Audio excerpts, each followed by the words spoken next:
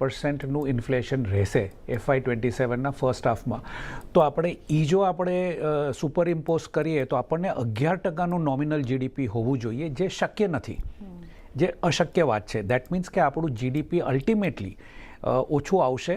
Practically આપણે adjust કરવું જ પડશે મેન્ટલી કે જીડીપી 6.8% નહીં આવે પણ ઓછી બાજુ આવશે. હવે જો એ લોકો ઇન્ફ્લેશનના આંકડા એડજસ્ટ કરે કે 3.9%નું જે ઇન્ફ્લેશન છે એ આરબીઆઈ કહે છે એને બદલે 2% પર લઈ આવે તો જીડીપી પોતમાળું નોમિનલ સ્લો થઈ ગયું, તો તમારી ઇન્કમ ઓછી થઈ જશે, ઇન્કમ ટેક્સ, કલેક્શન્સ, જીએસટી બધું ઓછું થઈ જશે. તો ચિકન એન્ડ એગ સિચ્યુએશન છે. પણ મારા ખ્યાલ પ્રમાણે જીડીપી 6.8 બહુ વધારે પડતું ઓપ્ટિમિસ્ટિક નંબર દેખાય છે અત્યારની તારીખમાં.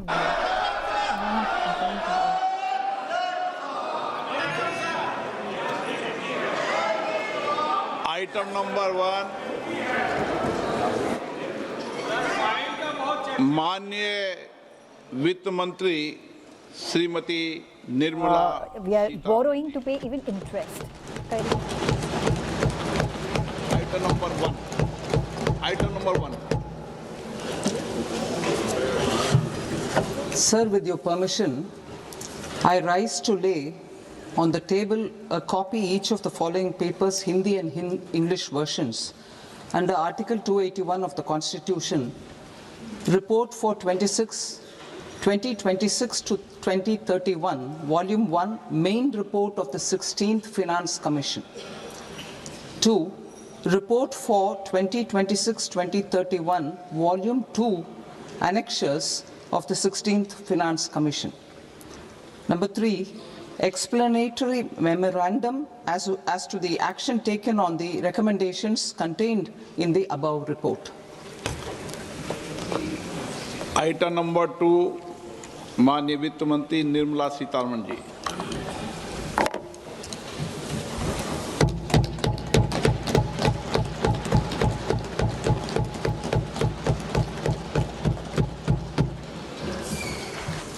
Honorable Speaker, sir, on the sacred occasion of Magh Purnima and the birth anniversary of Guru Ravidas, I present the budget for the year 2026-2027. Since we assumed office 12 years ago, India's economic trajectory has been marked by stability, fiscal discipline, sustained growth, and moderate inflation.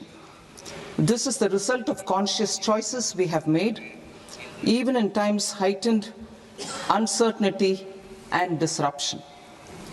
Our government, led by Honorable Prime Minister Modi, has decisively and consistently chosen action over ambivalence, reform over rhetoric.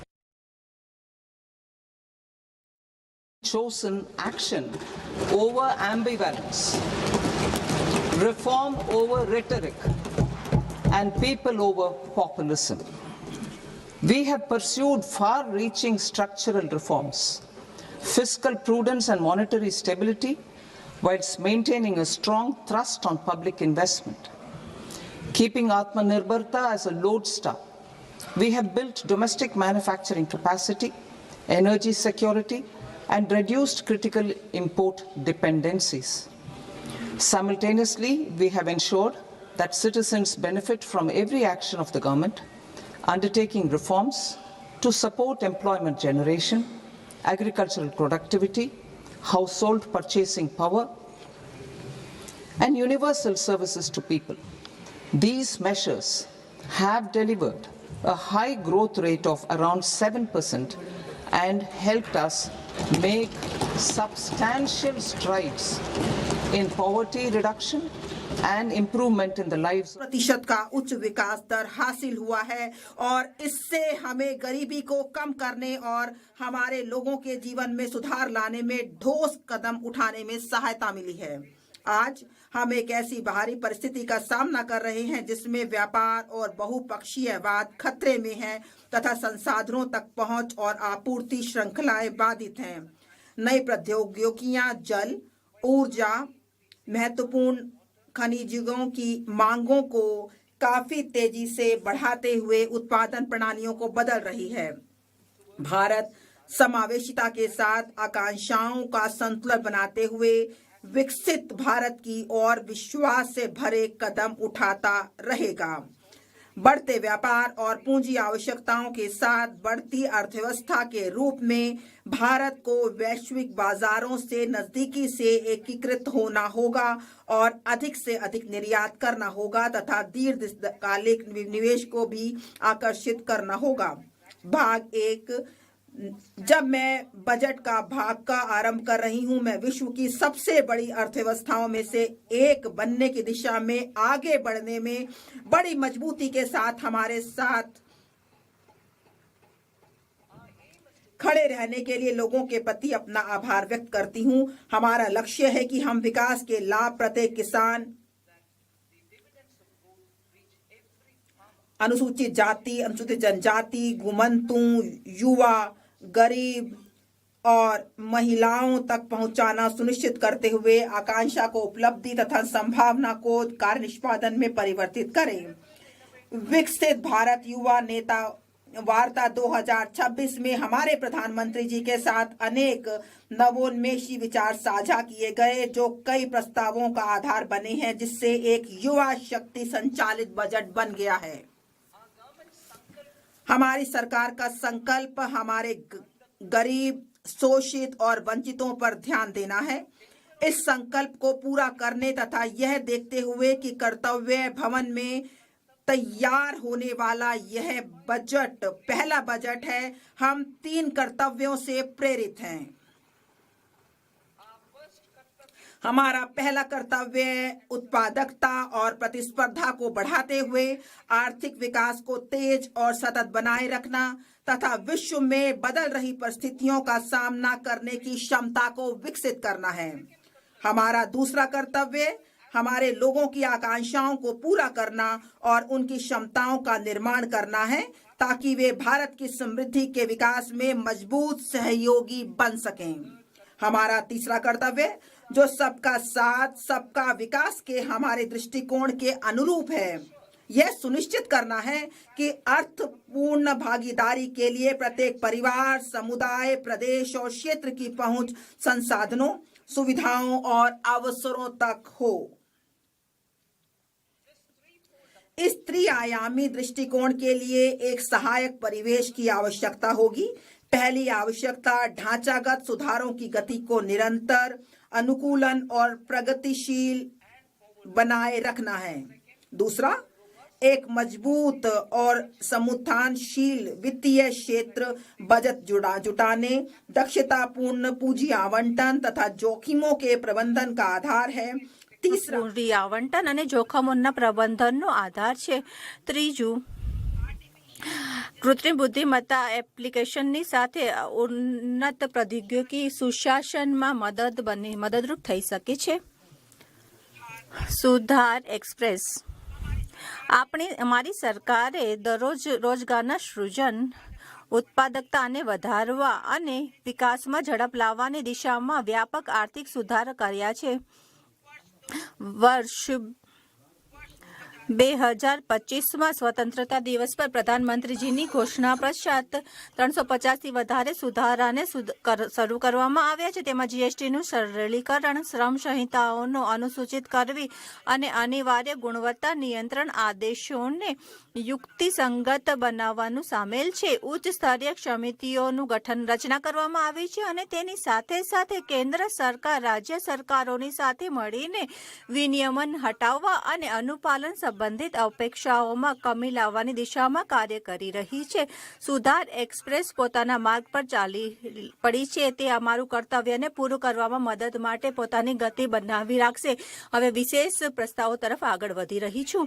પહેલું કર્તવ્યની હેઠળ આર્થિક વિકાસમાં ઝડપ લાવવા અને તેને જાળવી રાખવા માટે અમારા પહેલા કર્તવ્યની હેઠળ હું 6 ક્ષેત્રોમાં પહેલોનો પ્રસ્તાવ કરું છું। પહેલું, 7 રણનૈતિક અને અગ્રણી ક્ષેત્રોમાં વિનિર્માણને ઝડપ લાવવી। 2, વિરાસત અને ઔદ્યોગિક ક્ષેત્રોનું કાયાકલ્પ કરવું। 3, ચેમ્પિયન એમએસએમઈનું નિર્માણ કરવું। 4, અવસરચનાને મજબૂત પ્રોત્સાહન પ્રદાન કરવું। 5 દીર્ઘકાલિક ઉર્જા સુરક્ષા અને સ્થાયિત્વ સુનિશ્ચિત કરવું.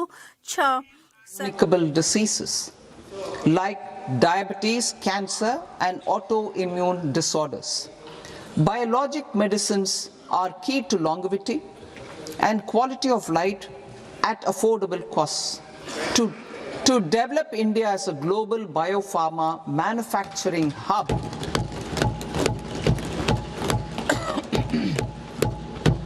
I propose the Biopharma Shakti with an outlay of 10,000 crores over the next 5 years. This will build the ecosystem for domestic production of biologics and biosimilars. The strategy will include a biopharma focused network with 3 new national institutes of pharmaceutical education and research, popularly known as NIPERS, and upgrading 7 existing ones. It will also create a network of 1,000 accredited India clinical trials sites. We propose to strengthen the Central Drug Standard Control Organization to meet global standards and approve timeframes through and approval timeframes through a dedicated scientific review cadre and specialists. India's semiconductor mission 1.0 expanded India's semiconductor sector capabilities. Building on this, we will launch ISM 2.0 to produce equipment and materials, design full-stack Indian IP, and fortify supply chains. We will also focus on industry-led research and training centers to develop technology and skilled workforce. The Electronics Components Manufacturing Scheme, launched in April 2025, with an outlay of 22,919 crores, already has investment commitments at double the targets. We propose to increase the outlay to 40,000 crores to capitalize on this momentum.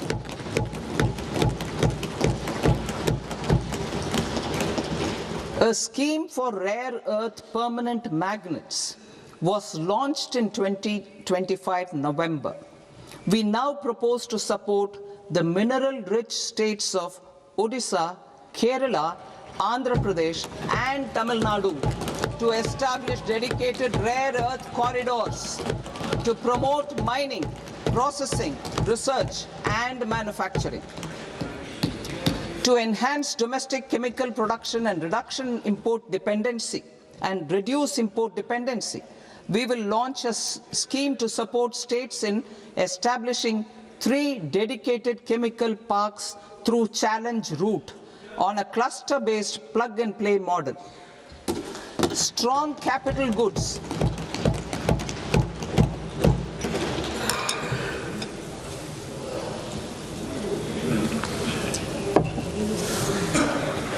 Strong capital goods capability is a determinant of productivity and quality across different sectors. Towards building this capacity, I propose the following. High-tech tool rooms will be established by central public sector enterprises at 2 locations as digitally enabled automated service bureaus that locally design, test, and manufacture high-precision components at scale and at lower cost. 2. A scheme for enhancement of construction and infrastructure equipments will be introduced to strengthen domestic manufacturing of high value and technologically advanced CIE. This can range from lifts in a multi-storied apartment or firefighting equipment in multiplexes, large or small, and to tunnel boring equipments for building metros and high-altitude roads. I also propose a scheme for container manufacturing to create a globally competitive container manufacturing ecosystem with a budgetary allocation of 10,000 crores over a 5-year period.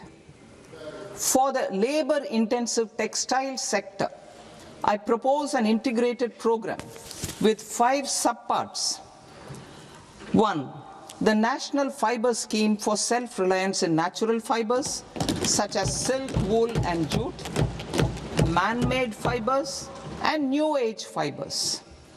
Textile expansion and employment scheme to modernize traditional clusters with capital support for machinery, technology upgradation, and common testing and certification centers. 3. The National Handloom and Handicraft Program to integrate and strengthen existing schemes and ensure targeted support for weavers and artisans. Tex Eco initiative to promote globally competitive and sustainable textiles and apparels.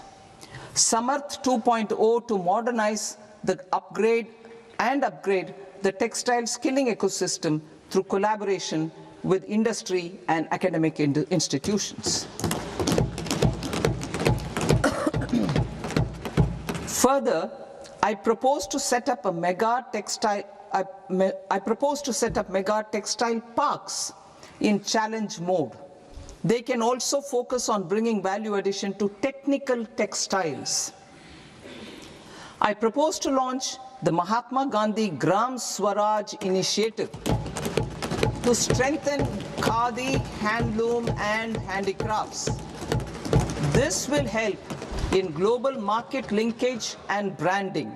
It will streamline and support training, skilling, quality of process, and production. This will benefit our weavers, village industries, One District, One Product ODOP initiative, and also our rural youth. India has the potential to emerge as a global hub for high quality, affordable sports goods. I propose a dedicated initiative for sports goods that will promote manufacturing, research, and innovation in equipment design as well as material sciences. Rejuvenation of legacy industrial clusters.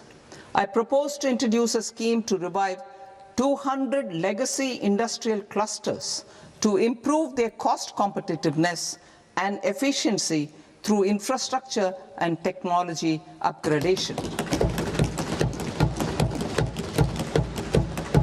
Creating champion SMEs and supporting micro enterprises. Recognizing MSMEs as a vital engine of growth, I propose a three-pronged approach to help them grow as champions. Equity support. I propose to introduce a dedicated 10,000 crores SME growth fund to create future champions, incentivizing enterprises based on select criteria. I also propose to top up the Self-Reliant India Fund set up in 2021 with 2,000 crores to continue support to micro enterprises and maintain their access to risk capital. Liquidity support. With TREDS, more than 7 lakh crore has been made available to MSMEs. To leverage its full potential, I propose 4 measures. 1. Mandate TREDS as the transaction settlement platform for all purchases from MSMEs by CPSEs, serving as a benchmark for other corporates. 2. Introduce a credit guarantee support mechanism through CGTMSE for invoice discounting on TREDS platform. 3. Link GEM with TREDS for sharing information with financiers about government purchases from MSMEs, encouraging cheaper and quicker financing. 4. Introduce TREDS receivables as asset-backed securities, helping develop a secondary market, enhancing liquidity and settlement of transactions. Professional support.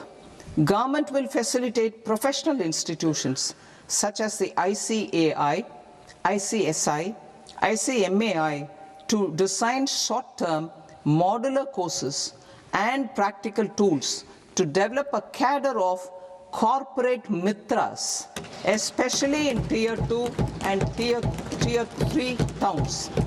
These accredited para-professionals will help MSMEs meet compliance requirements at affordable costs. Infrastructure.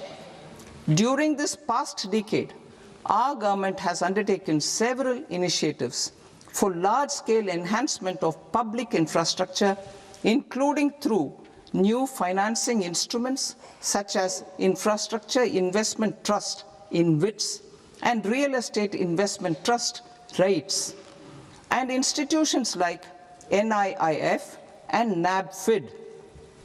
We shall continue to focus on developing infrastructure in cities with over 5 lakh population, that is Tier 2, Tier 3 cities, which have expanded to become growth centers. Public capital expenditure has increased manifold from 2 lakh crore in 2014-15 to an allocation of 11.2 lakh crore in BE 25-26. In this coming year, that is financial year 2026-27, I propose to increase it to 12.2 lakh crores to continue the momentum.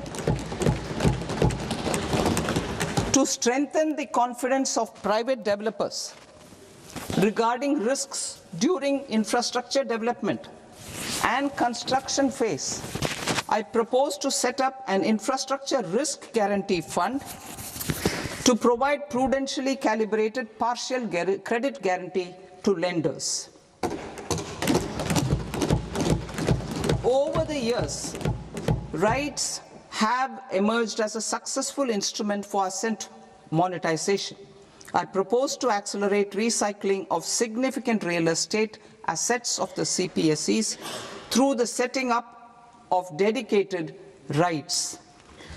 To promote environmentally sustainable movement of cargo, I propose to 1. Establish new dedicated freight corridors connecting Dankuni in the east to Surat in the west. Operationalize 20 new national waterways over the next 5 years, starting with National Waterways 5 in Orissa to connect mineral-rich areas of Talcher and Angul and industrial centers like Kalinga Nagar to the ports of Paradip and Dhamra. Training institutes will be set up as regional centers of excellence for development of required manpower for these waterways. This will benefit youth in the entire stretch of the waterways to train and acquire skills. Further, a ship repair ecosystem catering to inland waterways will also be set up at Varanasi and Patna. And C, launch a coastal cargo promotion scheme for incentivizing a modal shift from rail to road to increase the share of inland waterways and coastal shipping from 6% to 12% by 2047. To enhance last mile and remote connectivity and promote tourism, I propose to give incentives to indigenize manufacturing of seaplanes. A seaplane VGF scheme will be also introduced to provide support for operations. Carbon capture, utilization and storage. Aligning with the roadmap launched in December 2025, the carbon capture, utilization and storage technologies at scale will achieve higher readiness and in end-use application across 5 industrial sectors, including power, steel, cement, refineries, and chemicals. An outlay of 20,000 crore is proposed over the next 5 years for this purpose. City economic regions. Cities are India's engines of growth, innovation, and opportunities. We shall now focus on Tier 2, Tier 3 cities, and even temple towns, which need modern infrastructure and basic amenities. This budget aims to further amplify the potential of cities to deliver the economic power of agglomerations by mapping city economic regions based on their specific growth drivers. An allocation of 5,000 crore per CER over 5 years is proposed for implementing their plans through a challenge mode with a reform cum result based financing mechanism. In order to promote environmentally sustainable passenger systems, we will develop 7 high-speed rail corridors between cities as growth connectors, namely Mumbai to Pune, Pune to Hyderabad, Hyderabad to Bengaluru, Hyderabad to Chennai, Chennai to Bengaluru, Delhi to Varanasi, Varanasi to Siliguri.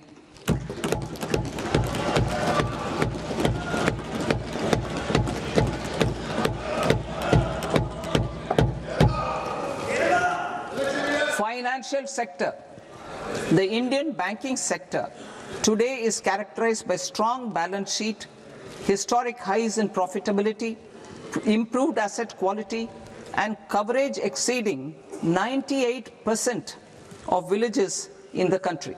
At this juncture, we are well placed to futuristically evaluate the measures needed to continue on the path of reform-led growth of this sector. I propose setting up a high-level committee on banking for Vikasit Bharat. High-level committee on banking for Vikasit Bharat to comprehensively review the sector and align it with India's next phase of growth, while safeguarding financial stability, inclusion, and consumer protection.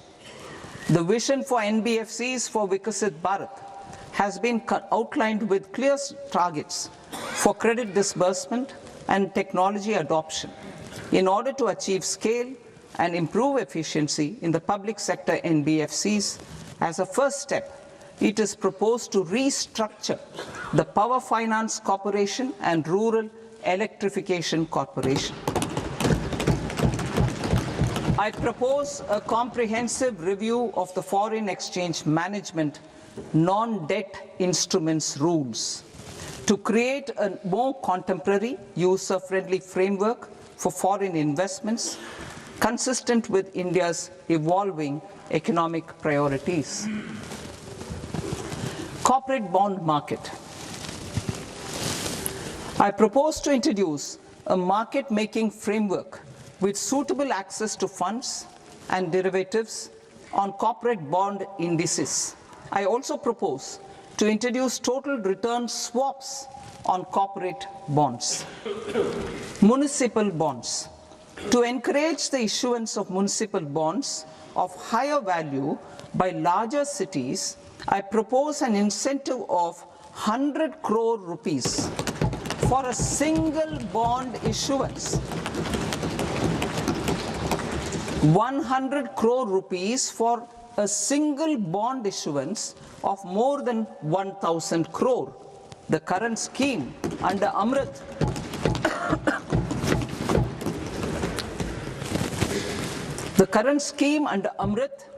which incentivizes issuances up to 200 crores only, will also continue to support smaller and medium towns. That will also continue to support the smaller and medium towns. Ease of doing business. Individual persons resident outside India, PROI, will be permitted to invest in equity instruments of listed Indian companies through the Portfolio Investment Scheme.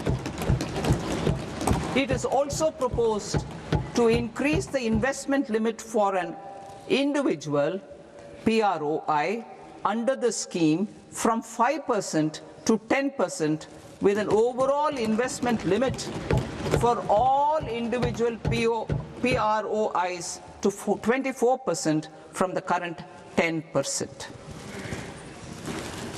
Emerging technologies including AI. 21st century is technology driven. Adoption of technology is for the benefit of all people. Farmers in the field, women in STEM, youth keen to upskill, and Divyangjan to access newer opportunities. The government has taken several steps to support new technologies through AI Mission, National Quantum Mission, Anusandhan National Research Fund, and Research and Development and Innovation Fund. Our second kartavya is to fulfill aspirations and build capacities. Close to 25 crore individuals have come out of multi-dimensional poverty through a decade of our government's sustained and reform-oriented efforts.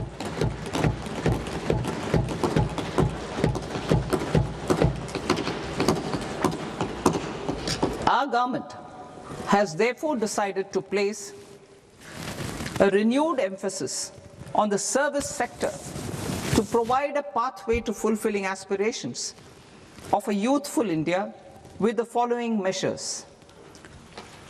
I propose to set up a high-powered education to employment and enterprises standing committee to recommend measures that focus on services sector as a core driver of Vikasit Bharat.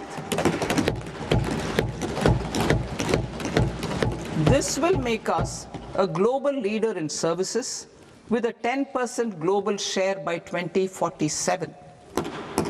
The committee will prioritize areas to optimize the potential for growth, employment, and exports. They will also assess the impact of emerging technologies, including AI, on jobs and skill requirements and propose measures thereof. To create a range of skilled career pathways, a new range of skilled career pathways for our youth, I propose interventions in the following sectors. Health. Existing institutions for allied health professionals will be upgraded and new AHP institutions established in private and government sectors. This will cover 10 selected disciplines, including optometry, radiology, anesthesia, OT technology, applied psychology and behavioral health, and add 1 lakh AHPs over the next 5 years. A strong care system covering geriatric and allied care services will be built. A variety of NSQF-aligned programs will be developed to train multi-skilled caregivers, combining core care and allied skills such as wellness, yoga, and operation of medical assistive devices. In the coming year, 1.5 lakh caregivers will be trained.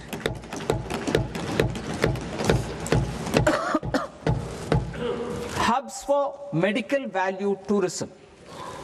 To promote India as a hub for medical tourism services, I propose to launch a scheme to support states in establishing 5 regional medical hubs in partnership with the private sector.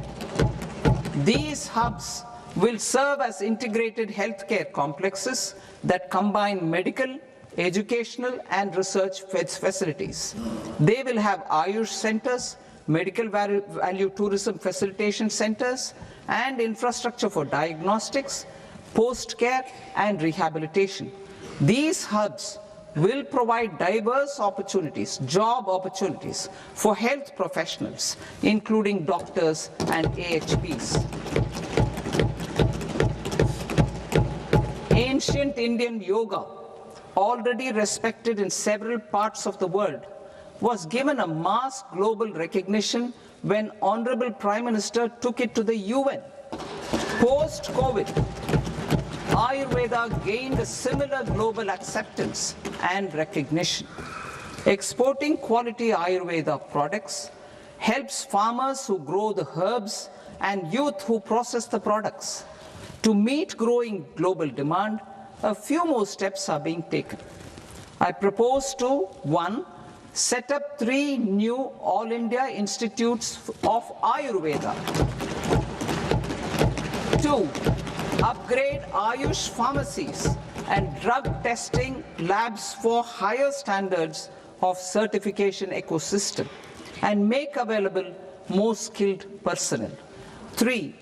Upgrade the WHO Global Traditional Medicine Center in Jamnagar to bolster evidence-based research, training, and awareness for traditional medicine. Animal husbandry. Livestock contributes to close to 16% of farm income, including of poor and marginal households. To scale up availability of veterinary professionals by more than 20,000, I propose to roll out a loan-linked capital subsidy support scheme for establishment of veterinary and para-veterinary colleges, veterinary hospitals, diagnostic laboratories, and breeding facilities in private sector. Collaboration between Indian and foreign institutions will also be facilitated. Orange economy. India's animation, visual effects, gaming and comics sector, AVGC sector, is a growing industry projected to require 2 million professionals by 2030. I propose to support the Indian Institute of Creative Technologies, Mumbai, in setting up AVGC content creator labs in 15,000 secondary schools all over the country and 500 colleges. The Indian design industry is expanding rapidly, and yet there is a shortage of Indian designers. I propose to establish, through Challenge Route, a new National Institute of Design to boost design education and development in the eastern region of India. Education.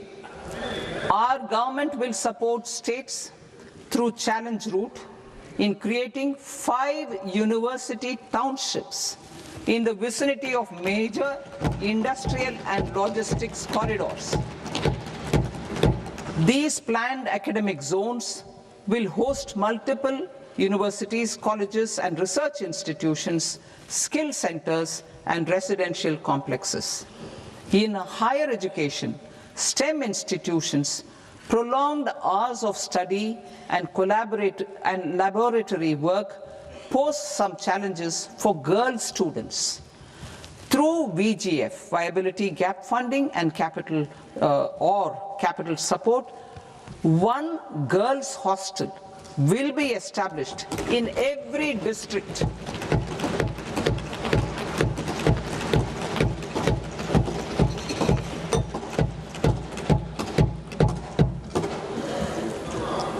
To promote astrophysics and astronomy via immersive experiences, 4 telescope infrastructure facilities will be set up or upgraded. The National Large Solar Telescope, the National Large Optical Infrared Telescope, the Himalayan Chandra Telescope, and the Cosmos 2 Planetarium. Tourism. The tourism sector has the potential to play a large role in the employment generation, forex earnings, and expanding the local economy. I propose to set up a National Institute of Hospitality by upgrading the existing National Council for Hotel Management and Catering Technology. It will function as a bridge between academia, industry, and government. I also propose a pilot scheme for upskilling 10,000 guides in 20 iconic tourist sites through a standardized, high-quality, 12-week training course in hybrid mode in collaboration with the Indian Institute of Management. A national destination digital knowledge grid will be established to digitally document all places of significance, cultural, spiritual, and heritage. This initiative will create a new ecosystem of jobs for local researchers, historians, content creators, and technology partners. India has the potential and opportunity to offer world-class trekking and hiking experience. We will develop ecologically sustainable mountain trails in Himachal Pradesh, Uttarakhand, and Jammu Kashmir. Also in Araku Valley in the Eastern Ghats and Podigai Malai in the Western Ghats. Turtle trails along key nesting sites in the coastal areas of Odisha, Karnataka, and Kerala. And 3 bird watching trails along the Pulikat Lake in Andhra Pradesh, Tamil Nadu. It's on the border. Under the visionary leadership of Honorable Prime Minister, we established the International Big Cat Alliance in 2024. This year, India is hosting the first ever Global Big Cat Summit, where heads of governments and ministers from 95 range countries will deliberate on collective strategies for conservation. Heritage and culture tourism. I propose to develop 15 archaeological sites, including Lothal, Dolavira, Rakigadi, Adichanallur, Saranath, Hastinapur, and Leh Palace into vibrant experiential cultural destinations. Excavated landscapes will be open to the public through curated walkways. Immersive storytelling skills and technologies will be introduced to help conservation labs, interpretation centers, and guides. The sports sector provides multiple means of employment, skilling, and job opportunities. Taking forward the systematic nurturing of sports talent which is set in motion through the Khelo India program earlier, I propose to launch a Khelo India mission to transform the sports sector over the next decade. The mission will facilitate an integrated talent development pathway supported by training centers which are foundational, intermediate, and elite levels. B, systematic development of coaches and support staff. C, integration of sports science and technology. D, competitions and leagues to promote sports culture and provide platforms. And E, development of sports infrastructure for training and competition. Our third Kartavya aligns with our vision of Sabka Saath, Sabka Vikas towards Vikasit Bharat. This requires targeted efforts for 1, increasing farmer incomes through productivity enhancement and entrepreneurship, with special attention to small and marginal farmers. B, empowering Divyangjan through access to livelihood opportunities, training, and high-quality assistive devices. C, empowering the vulnerable to access mental health and trauma care. D, focus on the Purvodaya states and the Northeast region to accelerate development and employment opportunities. Fisheries. We will undertake initiatives for integrated development of 500 reservoirs and Amrit Sarovars. 2, strengthen the fisheries value chain in coastal areas and enable market linkages involving startups and women-led groups together with fish farmer producer organizations. Animal husbandry. To provide quality employment opportunities in rural and peri-urban areas, we will support the animal husbandry sector in entrepreneurship development through A, credit-linked subsidy program, B, scaling up and modernization of livestock enterprises, C, enhanced creation of livestock, dairy, and poultry enhanced creation of livestock, dairy, and poultry-focused integrated value chains, and D, encourage creation of livestock farmer producer organizations. High value agriculture. To diversify farm outputs, increase productivity, enhance farmers' incomes, and create new employment opportunities, we will support high value crops such as coconut, sandalwood, cocoa, cashew in the coastal areas, agar trees in northeast, and nuts such as almonds, walnuts, and pine nuts in our hilly regions. These, all of them, will be supported. India is the world's largest producer of coconuts. About 30 million people, including nearly 10 million farmers, depend on coconuts for their livelihood. To further enhance competitiveness in coconut production, I propose a coconut promotion scheme to increase production and enhance productivity through various interventions, including replacing and non-productive trees with new saplings or plants or varieties in major coconut growing states. A dedicated program is proposed for Indian cashew and cocoa to make India self-reliant in raw cashew and coconut production and processing, enhance export competitiveness, and transform Indian cashew and Indian cocoa into premium global brands by 2030. Sandalwood. Sandalwood is closely linked to India's social and cultural heritage. Our government will partner with state governments to promote focused cultivation and post-harvest processing to restore the glory of the Indian sandalwood ecosystem, to rejuvenate old, low-yielding orchards, and expand high-density cultivation of walnuts, almonds, and pine nuts. We will support a dedicated program to enhance farmer incomes and in bringing value addition by engaging youth. Bharat Vistar, that is virtually integrated system to access agricultural resources.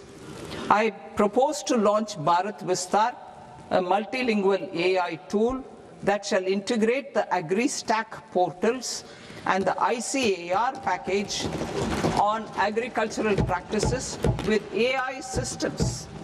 This will enhance farm productivity, enable better decisions for farmers, and reduce risk by providing customized advisory support.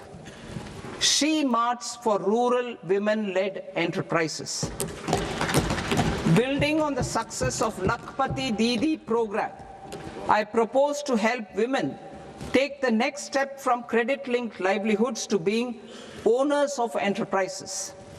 Self-help entrepreneur, She Marts will be set up as community-owned retail outlets within the cluster-level federations through enhanced and innovative financing instruments.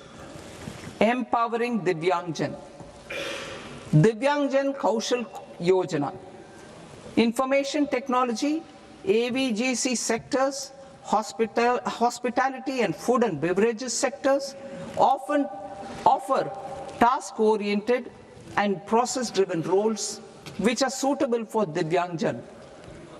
We will ensure dignified livelihood opportunities through industry-relevant and customized training specific to each Divyangjan group. Divyang Sahara Yojana. Timely access to high-quality assistive devices for all eligible Divyangjan is a fundamental need. I propose to 1. Support the Artificial Limbs Manufacturing Corporation of India, ALIMCO, to set up and to scale up production of assistive devices, invest in R&D and AI integration, strengthen PM Divyasha Kendras, and support setting up of assistive technology marts as modern retail style centers where Divyangjan and senior citizens can see, try, and purchase assistive products. Reaffirming our commitment to mental health and trauma care. There are no national institutes for mental health care in North India. We will therefore set up a NIMHANS 2 and also upgrade national mental health institutes in Ranchi and in Tezpur as regional apex institutions. Emergencies expose families, particularly the poor and vulnerable, to unexpected expenditure.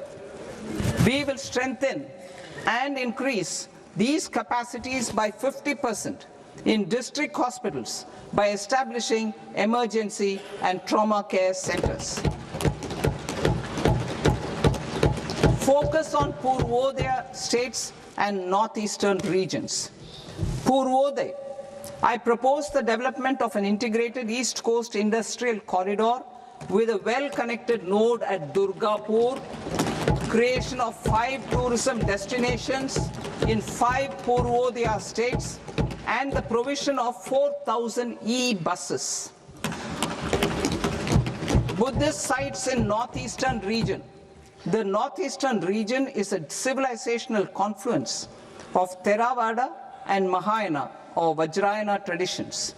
I propose to launch a scheme for development of Buddhist circuits in Arunachal Pradesh, Sikkim, Assam, Manipur, Mizoram, and Tripura. The scheme will cover preservation of temples and monasteries, pilgrimage interpretation centers, connectivity, and pilgrim amenities. 16th Finance Commission. On 17th November 2025, the 16th Finance Commission submitted its report to the President. As mandated under Article 281 of the Constitution, the government is to lay the report along with the explanatory memorandum on the action taken report on the recommendations of the Commission in Parliament, which, Sir, Honourable Speaker, you've allowed me to do at the commencement of this session. The government has accepted the recommendation of the Commission to retain the vertical share of devolution at 41%. As recommended by the Commission, I have provided 1.4 lakh crores of rupees to the states for the year 2026-2027 as Finance Commission grants. These include rural and urban local body and disaster management grants. Fiscal consolidation. Government has been delivering on our fiscal commitments consistently without compromising on social needs. To strive towards accepted standards of fiscal management in Budget 25-26, I had indicated that the central government would target reaching a debt to GDP ratio of 50 plus or minus 1% by 2030-31. In line with this, the debt to GDP ratio is estimated to be 55.6% of GDP in BE 26-27, compared to 56.1% of GDP in RE 25-26. A declining debt to GDP ratio will gradually free up resources for priority sector lending and expenditure by reducing the outgo on interest payments. One of the main operational instruments for debt targeting is the fiscal deficit. I am happy to inform this august House that I fulfilled my commitment made in 2021-2022 to reduce fiscal deficit below 4.5% of GDP by 25-26.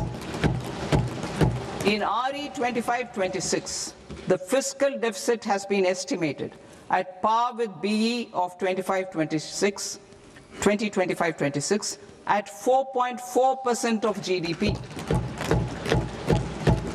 In line with the new fiscal prudence path of debt consolidation, the fiscal deficit in BE 26-27 is estimated to be 4.3% of the GDP.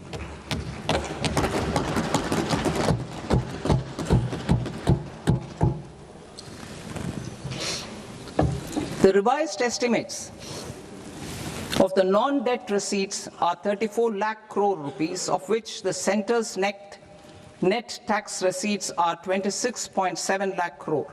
The revised estimate of the total expenditure is 49.6 lakh crore rupees, of which the capital expenditure is about 11 lakh crores. Budget estimates 2026 to 2027. Coming to 26-27, the non-debt receipts and the total expenditure are estimated as 36.5 lakh crore and 53.5 lakh crore respectively. The centre's net tax receipts are estimated at 28.7 lakh crore rupees. To finance the fiscal deficit, the net market borrowings from dated securities are estimated at 11.7 lakh crore rupees. The balance financing is expected to come from small savings and other sources. The gross market borrowings are estimated at 17.2 lakh crore rupees. I'll now move to Part B. Part B, direct taxes.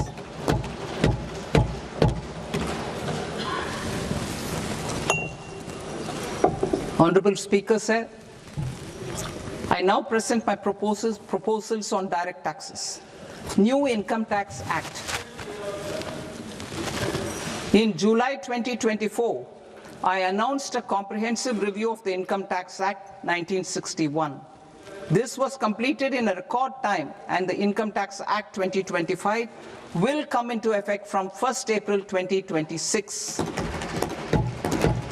The simplified income tax rules and forms will be notified shortly, giving adequate time to taxpayers to acquaint themselves with its requirements. The forms have been redesigned such that ordinary citizens can comply without difficulty. Ease of living. I propose that any interest awarded by the Motor Accident Claims Tribunal to a natural person will be exempt from income tax, and any TDS on this account will be done away with. I propose to reduce TCS rate on the sale of overseas tour program package from the current 5% and 20% to 2% without any stipulation of amount.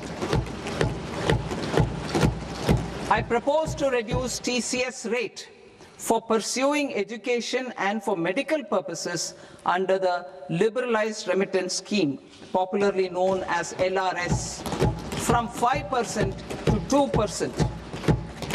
Supply of manpower services is proposed to be specifically brought within the ambit of payment to contractors for the purpose of TDS to avoid ambiguity. Thus, TDS on these services will be at the rate of either 1% or 2% only. I propose a scheme for small taxpayers, wherein a rule-based automated process will enable obtaining a lower or nil deduction certificate instead of filing an application with the assessing officer. For the ease of taxpayer holding securities in multiple companies, I propose to enable depositories to accept Form 15G or Form 15H from the investor and provide it directly to various relevant companies. I propose to extend time available for revising returns from 31st December to up to 31st March with the payment of a nominal fee. I also propose to stagger the timeline for filing of tax returns. Individuals with ITR 1 and ITR 2 returns will continue to file till 31st July, and non-audit business cases or trusts are proposed to be allowed time till 31st August. TDS on sale of immovable property by a non-resident is proposed to be deducted and deposited through resident buyers and his or her PAN-based challan instead of requiring a TAN, which is a temporary accounting number. To address practical issues of small taxpayers like students, young professionals, tech employees, relocated NRIs, and such others, I propose to introduce a one-time 6-month foreign asset disclosure scheme for these taxpayers to disclose income or assets below a certain size. This scheme would be applicable for two categories of taxpayers, namely A, who did not disclose their overseas income or assets, and B, who disclosed their overseas income and or paid due tax but could not declare the asset acquired. For category A, the limit of undisclosed income or asset is proposed to be up to 1 crore rupees. They need to pay 30% of fair market value of asset or 30% of undisclosed income as tax and 30% as additional income tax in lieu of penalty and would thereby get immunity from prosecution. For category B, asset value is proposed to be up to 5 crore rupees. Here, immunity from both penalty and prosecution will be available with a payment of fee of 1 lakh rupees. Rationalizing penalty and prosecution. Multiplicity of proceedings are hindrance to the ease of doing business. I propose to integrate assessment and penalty proceedings by way of a common order for both. There will be no interest liability on the taxpayer on the penalty amount for the period of appeal before the first appellate authority, irrespective of the outcome of appeal process. Further, quantum of prepayment is being reduced from 20% to 10% and will continue to be calculated only on core tax demand. As an additional measure for reducing litigation, I propose to allow taxpayers to update their returns even after reassessment proceedings have been initiated and an additional 10% tax rate over and above the rate applicable for the relevant year. The assessing officer will then use only this updated return in his proceedings. There is already a framework for immunity from penalty and prosecution in the cases of underreporting. I propose to apply this framework for immunity to misreporting too. However, in such a case, the taxpayer will need to pay 100% of the tax amount as an additional income tax over and above the tax and interest due. Penalties for certain technical defaults, such as failure to get accounts audited, non-furnishing of transfer pricing audit report, and default in furnishing statement for financial transactions are proposed to be converted into fee.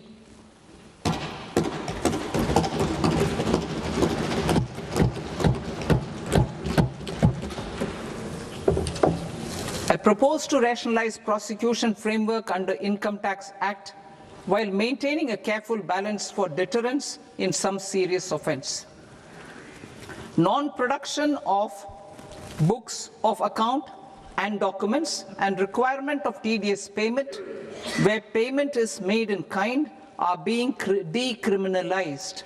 Further, minor offences will attract fine only. The remaining prosecutions will be graded commensurate with the quantum of offence. They will entail only simple imprisonment with maximum imprisonment reduced to 2 years and power to courts to convert even those into fines. There is no penalty. There is no penalty presently for non-disclosure of non-immovable foreign assets with aggregate value less than 20 lakh rupees. I propose to also provide them with immunity from prosecution with retrospective effect from 1/10/2024.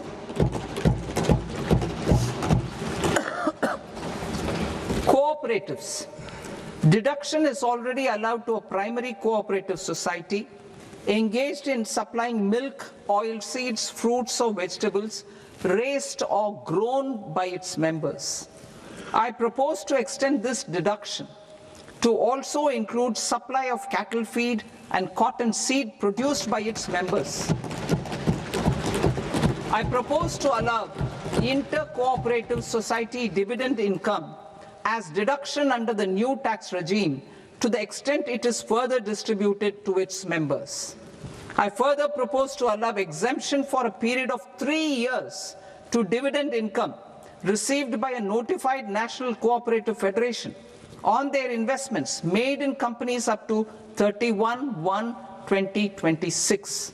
This exemption would be allowed only for dividends further distributed to its member cooperatives. Supporting IT sector as India's growth engine. India is a global leader in software development services, IT-enabled services, knowledge process outsourcing services, and contract R&D services relating to software development. These businesses and their segments are quite interconnected with each other. All these services are proposed to be clubbed under a single category of information technology services with a common safe harbor margin of 15.5% applicable to all. The threshold for availing safe harbor for IT services is being enhanced substantially from 300 crore rupees to 2,000 crore rupees. Safe harbor for IT services shall be approved by an automated rule-driven process without any need for tax officer to examine and accept the application. Once applied by an IT services company, the same safe harbor can be continued for a period of 5 years at a stretch at its choice. For IT services companies who want to conclude advanced pricing agreement, APA, I propose to fast-track unilateral APA process for IT services and endeavor to conclude it within a period of 2 years. The period of 2 years can be extended by a further period of 6 months on taxpayers' request. I propose to extend the facility of modified returns available to the entity entering APA to its associated entities also. Attracting global business and investment. Recognizing the need to enable critical infrastructure and boost investment in data centers, I propose to provide tax holiday till 2047 to any foreign company that provides cloud services to customers globally by using data center services from India. It will, however, need to provide services to Indian customers through an Indian reseller entity. I also propose to provide a safe harbor of 15% on cost in case the company providing data center services from India is a related entity. To harness the efficiency of just-in-time logistics for electronic manufacturing, I propose to provide safe harbor to non-residents for component warehousing in a bonded warehouse at a profit margin of 2% of the invoice value. The resultant tax of about 0.7% will be much lower than in competing jurisdictions. To provide fillip to toll manufacturing in India, I propose to provide exemption from income tax for 5 years to any non-resident who provides capital goods, equipment, or tooling to any toll manufacturer in a bonded zone.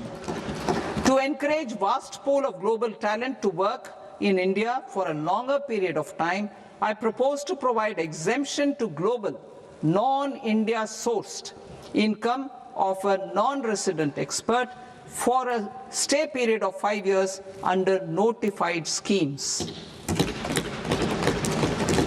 I propose to provide exemption from minimum alternate tax, the MAT, to all non-residents who pay tax on presumptive basis.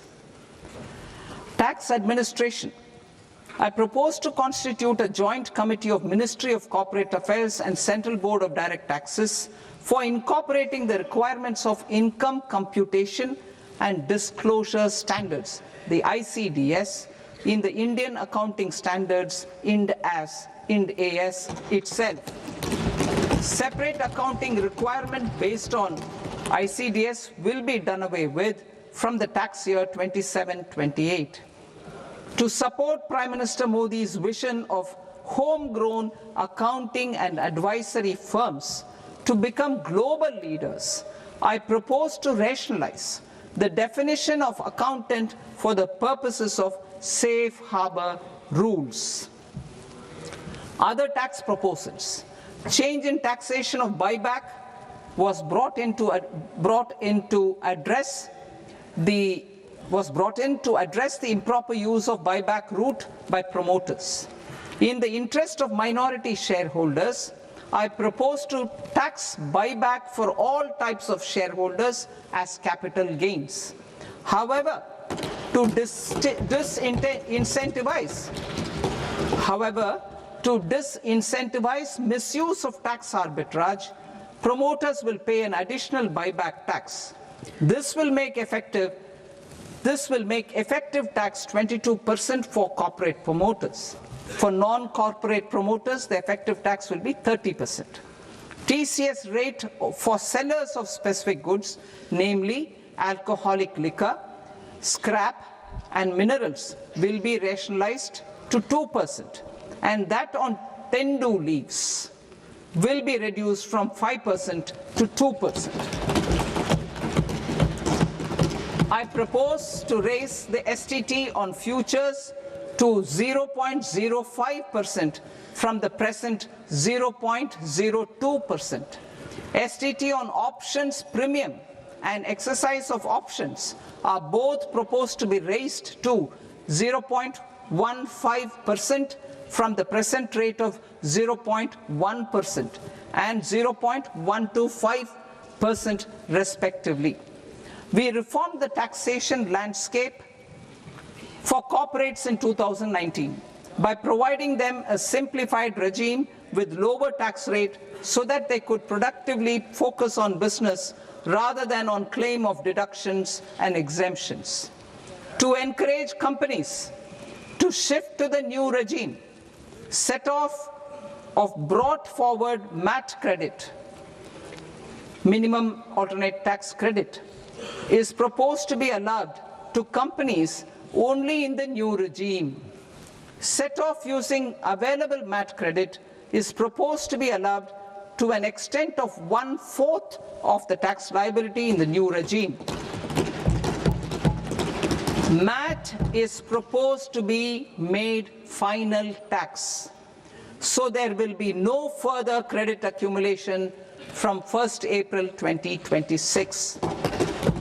In line with this change, the rate of final tax is being reduced to 14% from the current MAT rate of 15%. The brought forward MAT credit of taxpayers accumulated till 30th March 2026 will continue to be available to them for set-off as above. Indirect taxes. I shall now take up proposals related to indirect taxes. My proposals for customs and central excise aim to further simplify the tariff structure, support domestic manufacturing, promote export competitiveness, and correct inversion in duty. To continue weeding out long continuing customs duty exemptions, I propose to remove certain exemptions on items which are being manufactured in India or where the imports are negligible. Similarly, to further simplify the process of ascertaining the rate of duty applicable on a particular item, I propose to incorporate certain effective rates in various customs notifications to the tariff schedule itself. I shall now take up sector-specific proposals. Promotion of exports of marine, leather, and textile products. I propose to increase the limit for duty-free imports of specified inputs used for processing seafoods for export from the current 1% to 3% of FOB value of the previous year's export turnover. I also propose to allow duty-free imports of specified inputs, which is currently available for exports of leather or synthetic footwear, to exports of shoe uppers as well. I propose to extend the time period for export of final product from the existing 6 months to 1 year for exporters of leather or textile garments, leather or synthetic footwear, and other leather products. Energy transition and security.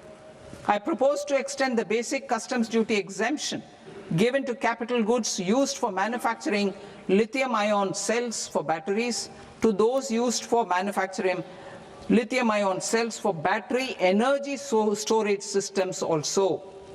I propose to exempt basic customs duty on import of sodium antimonate for use in manufacture of solar glass. Nuclear power. I propose to extend the existing basic customs duty exemption on imports of goods required for nuclear power projects till the year 2035 and expand it for all nuclear plants irrespective of their capacity. Critical minerals. It is proposed to provide basic customs duty exemption to the import of capital goods required for the processing of critical minerals in India. Biogas blended CNG. I propose to exclude the entire value of biogas while calculating the central excise duty payable on biogas blended CNG. Civil and defense aviation. I propose to exempt basic customs duty on components and parts required for the manufacture of civilian training and other aircrafts. It is proposed to exempt basic customs duty on raw materials imported for the manufacture of parts of aircraft to be used in maintenance, repair, or overall requirements by units in the defense sector. Electronics. To deepen value addition in the consumer electronics sector, I propose to exempt basic customs duty on specified parts used in the manufacture of microwave ovens. Special economic zone. To address the concerns arising about utilization of capacity by manufacturing units in the special economic zones due to global trade disruptions, I propose as a special one-time measure to facilitate sales by eligible manufacturing units in SEZs to the domestic tariff area at concessional rates of duty. The quantity of such sales will be limited to a prescribed proportion of their exports. Necessary regulatory changes will be undertaken to operationalize the measures while ensuring level playing field for the units working in the DTA. Ease of living. To rationalize the customs duty structure for goods imported for personal use, I propose to reduce the tariff rate on all dutiable goods imported for personal use from 20% to 10%. To provide relief to patients, particularly those suffering from cancer, I propose to exempt basic customs duty on 17 drugs or medicines. I propose also to add 7 more rare diseases for the purposes of exempting import duties on personal imports of drugs, medicines, and food for special medical purposes used in their treatment. Customs process. India's role and share in the global trade is poised for a major leap in line with our ambition and journey towards Vikasit Bharat.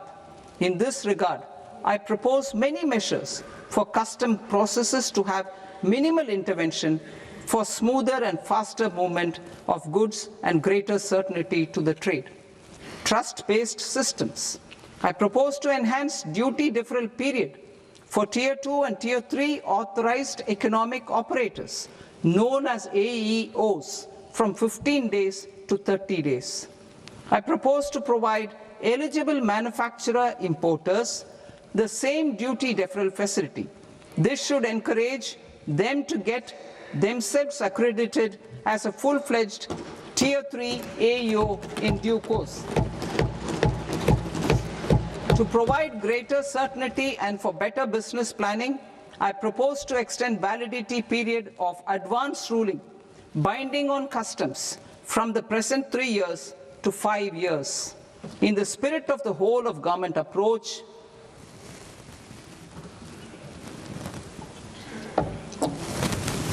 government agencies will be encouraged to leverage AEO accreditation for preferential treatment in clearing their cargo. Regular importers with trusted long-standing supply chains will be recognized in the risk system so that the need for verification of their cargo every time can be minimized. Export cargo using electronic sealing. Export cargo using electronic sealing will be provided through clearance from the factory premises to the ship. For import of goods not needing any compliance, filing of bill of entry by a trusted importer and arrival of goods will automatically notify customs for completing their clearance formalities. This will enable goods to be released immediately on arrival. The customs warehouse framework will be transformed into a warehouse operator-centric system with a self-declarations, electronic tracking, and risk-based audit. These reforms will move away from the current system of officer-dependent approvals and reduce transaction delays and compliance costs. Ease of doing business. Approvals required for cargo clearance from various government agencies will be seamlessly processed through a single and interconnected digital window by the end of the financial year. Processes involved in clearance of food, drugs, plant, and animal and wildlife products, accounting for about 70% of interdicted cargo, will be operationalized on this system by April 2026 itself. For goods not having any compliance requirement, clearance will be done by customs immediately after online registration is completed by the importer, subject to the payment of duty. Customs integrated system will be rolled out in 2 years as a single integrated and scalable platform for all customs processes. Utilization of non-intrusive scanning with advanced imaging and AI technology for risk assessment will be expanded in a phased manner with the objective to scan every container across all the major ports. New export opportunities to support Indian fishermen to fully harness the economic value of marine resources beyond our territorial waters. The following measures will be taken. A. Fish catch by an Indian fishing vessel in exclusive economic zone or on the high seas will be made free of duty. Landing of such fish on foreign port will be treated as export of goods. Safeguards will be put in place to prevent misuse during fish catch, transit, or transshipment. To support aspirations of India's small businesses, artisans, and startups to access global markets through e-commerce, I am pleased to announce complete removal of the current value cap of 10 lakh rupees per consignment on courier exports. In addition, handling of rejected and returned consignments will be improved with effective use of technology for identifying such consignments. I propose to revise provisions governing baggage clearance during international travel to address genuine concerns of passengers. The revised rules will enhance duty-free allowances in line with the present-day travel realities and provide clarity in temporary carriage of goods brought in or taken out. There are honest taxpayers who are willing to settle disputes by paying all their dues, but they get deterred due to negative connotation associated with penalty. They will now be able to close cases by paying an additional amount in lieu of penalty. Honorable Speaker, sir, with this, I commend the budget to this august House. Jai Hind.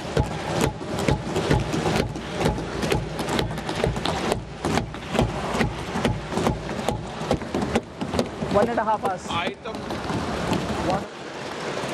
Item number 3 माननीय वित्त मंत्री जी।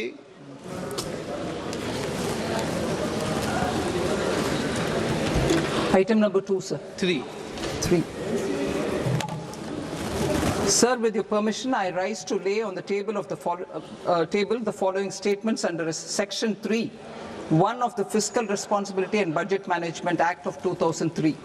Medium-term fiscal policy cum fiscal policy strategy statement and macroeconomic framework statement. Item number 4 माननीय वित्त मंत्री जी। Sir, with your permission, I move for leave to introduce the Finance Bill 2026. प्रश्न ये कि विधेयक को पुनर्स्थापित करने की अनुमति प्रदान की जाए। जो सदस्य इस पक्ष में हाँ गए, जो सदस्य विरोध में ना गए। તો આ રીતે ફાઇનલી બજેટનું અનાઉન્સમેન્ટ જોયું. હવે આપણા એક્સપર્ટ પાસે જ આપણે સીધા જઈએ સ્ટુડિયોમાં. ઇન બિટવીન ધ સ્પીચ પણ ચર્ચાઓ થઈ. અશ્વિન સર, આપની પાસેથી જાણીએ કઈ રીતે જોયું, શું હાઇલાઇટ્સ તમને લાગ્યા બજેટમાં? વેલ, ખરેખર આ બજેટ એક સરસ બજેટ છે, કેમ કે નિષ્ણાતોએ કંઈ બોલવા જેવું છે નહીં આની અંદર. એટલે આપણે થેન્ક્સ કરી શકીએ ફાઇનાન્સ મિનિસ્ટરને. પણ મુખ્ય જે દિશાકીય જે વાતો જે આજે આવી એમાં આપણે જોવા જઈએ તો સૌથી પહેલાં આપણે જેમ કહેલું કે એનર્જી સેક્ટર પર કદાચ વિગત આપણને હવે એના સ્ટેટમેન્ટ્સ અને બીના કેટલા એલોકેશન છે એની પરથી આપણને મળે, કેમ કે અત્યારના નંબર કે આંકડા નહોતા આપ્યા, પણ આપણને દિશાકીય એક સૂચન કરવામાં આવેલું. એટલે એક પહેલી વસ્તુ, કોર્પોરેટ બોન્ડ્સને લગતા નવા ચેન્જીસ આપણું ધ્યાન ખેંચી લે. એમાં ખાસ કરીને માર્કેટ મેકિંગ મિકેનિઝમનું જે છે જે કોન્સેપ્ટ છે એ એમણે ઇન્ટ્રોડ્યુસ કર્યો છે. એટલે વિચ મીન્સ કોર્પોરેટ બોન્ડ્સને વધારે સુરક્ષાનો માર્કેટ મળે એ પ્રકારની એક ઓલી તાજવીજ કે એ પ્રકારની એક અરેન્જમેન્ટ માટે આ કદાચ બહુ જરૂરી હતું. તમે આરબીઆઈનો રિપોર્ટ જુઓ, સેબીને આરબીઆઈની જે જોઈન્ટ કમિટી હતી, 3 વર્ષ પહેલાં આ ટાઈપની એક માર્કેટ મિકેનિઝમની માંગણી કરેલી એ લોકોએ. એટલે એને કદાચ કરવામાં આવ્યું છે. સેમિકન્ડક્ટર્સ અને એઆઈ વિશે આપણને બિલકુલ કલ્પના હતી કે આવવું જ જોઈએ, અને એના એક દિશાકીય એટલી સૂચવવામાં આવ્યું છે. આપણે આંકડા જોઈએ કે એમાં કેટલા ફાળવવામાં આવેલા છે, પણ એક મહત્ત્વનું છે, ડેટા સેન્ટર્સ માટેના પ્રોવિઝન્સ પણ આપણું ધ્યાન ખેંચી લે છે. કેમ કે આપણે જોયું કે પાવરના બિલિંગ એટલે કે પાવરના ઇન્વોઇસિંગને એક આર્બિટ્રાજને કારણે ઇન્ડિયામાં જીસીસીસ અને ડીસીસ ડેટા સેન્ટર્સ અને જીસીસીસ મોટા પાયે આગળ આવી રહ્યા છે. કાલે ઉઠીને ભવિષ્યમાં દેશને કેટલું એનર્જી કોસ્ટનો ફટકો પડશે કે કેવું એ જોવાનું રહ્યું, પણ હાલ તુરત આગલા 5 વર્ષ માટે આ એક મહત્ત્વનું એમ્પ્લોયમેન્ટ માટેનું એક સેક્ટર છે જેની ઉપર ફાળવણી કરવામાં આવી છે, જે આપણે ખરેખર માનનીય છે, એક્સેપ્ટેબલ છે. તે સિવાય ટેક્સટાઇલના ટેક પાર્ક્સની જે વાત કરી એક આપણું ધ્યાન ખેંચી લે. પ્લગ એન્ડ પ્લેની અરેન્જમેન્ટ જે કેમિકલ પ્લાન્ટ્સની કરવામાં આવી એ પણ એક આપણું ધ્યાન ખેંચી લે. આપણે એ ધીરે ધીરે કરીને જોઈ રહ્યા છીએ કે આ બજેટ અને આવતા બજેટ્સો જે પ્રમાણે એફટીએના જે પ્રમાણેના ટ્રેડ એગ્રીમેન્ટ્સના જે ડીલિંગ્સો થાય છે, જ્યાં ઇન્ડિયન પ્રોડક્ટ્સોને જે વધારે પુશ કરવો જોઈએ, જેમ જ્વેલરીઝનું આપણે જોયું, ટેક્સટાઇલ્સનું આપણે જોયું, જે ખાસ કરીને ઇન્ડિયા એફટી માટે મહત્ત્વનું છે. તો આ બધાને એને સરખી રીતના આવરી લેવામાં આવેલા છે. એનિમેશન સેન્ટરને બધા નાના સેન્ટર્સ જે ઘણી મોટી એમ્પ્લોયમેન્ટ આપે છે યંગસ્ટર્સોને, એની ઉપર પણ એક પ્રકારની ચર્ચા જોઈએ. આપણે બજેટની અંદર એક દિશાકીય એલોકેશનની આપણે વાત સાંભળી, એનિમેશન સેન્ટર્સો બનાવવાની વાત સાંભળી. એટલે આઈ થિંક જે જે અપેક્ષાઓ હતી દિશાકીય એ બધી આપણને મળી રહે છે. આંકડાઓ હવે આપણે વધારે વિગત વાંચીને આપણે જાણી શકીશું કરીને. ઓકે, તો ઓફકોર્સ એક રોડ મેપ મળ્યો છે. વધારે ઓફકોર્સ આપણે જ્યારે ફાઇન પ્રિન્ટ્સમાં વાંચવું પડશે, પણ માર્કેટ પર અત્યારના જો નજર કરો યોગેશભાઈ, ખાસું એવું અહીંયા નીચે આવતું આપણને દેખાઈ રહ્યું છે. નિયરલી તમને અહીંયા 10% દબાણ સેન્સેક્સમાં, નિફ્ટીમાં પણ 10%થી ઉપરનું દબાણ જોઈ રહ્યા છે. મિડકેપ તો સાવ ધોવાઈ ગયું, 3% અહીંયા દબાણ છે અને 1.5% દબાણ બેંક નિફ્ટીમાં છે. ફ્યુચર્સ પર એસટીટી લાગી ગયો વધાર્યો. કઈ રીતના માર્કેટ જોશે આ બધાને? ડેફિનેટલી માર્કેટ થોડું ડિસઅપોઇન્ટમેન્ટ આવ્યું છે. There was some expectation on capital gains tax reduction. આપણે પહેલાં વાત થઈ હતી એ પ્રમાણે કે કદાચ ફોરેન ઇન્વેસ્ટર્સને એટ્રેક્ટ કરવા માટે એમાં થોડું ચેન્જીસ કરે, પણ એમાં કોઈ ચેન્જીસ આવ્યા નથી. અને ઇનફેક્ટ ડેરિવેટિવ માર્કેટમાં એસટીટીનો જમ્પ લાવવામાં આવ્યો છે. અને ઓફકોર્સ અત્યારે વધારે ને વધારે વોલ્યુમ ઓપ્શન્સમાં થઈ રહ્યું છે.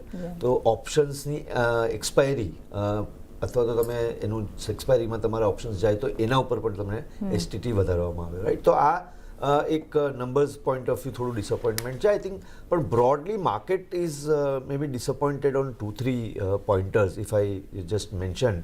કે સૌથી પહેલાં તો જે ફિસ્કલના નંબર આવ્યા છે એ એક્સપેક્ટેશન્સ પ્રમાણે છે, પણ 4.3% કદાચ 4.2%ને બદલે 0.10% એમાં વધારે નંબર્સ આવ્યો છે. આઈ થિંક કેપેક્સનો number, again we are always discussing the capex number which is at 12.2. હવે એકચ્યુઅલ કેટલું યુટિલાઇઝેશન થશે એ નંબર્સ પર પણ આપણે જોશું, પણ I think that also is one number which people are taking into account. અને ધ મોસ્ટ ઇમ્પોર્ટન્ટ ફેક્ટર જે અત્યારે સેન્ટિમેન્ટ બૂસ્ટ કરવાનો જે પોઈન્ટર્સ હતો એમાં કંઈ બેનિફિટ મેજર દેખાતો નથી. હા, બાયબેકમાં એક there is sum positive announcement, પણ એમાં પણ તમે બાયબેકનું પોઈન્ટર્સ જોશો તો ઇન્ડિવિજ્યુઅલ્સ શેરહોલ્ડર્સને ફાયદો છે, પણ પ્રમોટર્સને એમાંથી બાકાત રાખવામાં આવ્યા છે ટુ સમ એક્સટેન્ટ.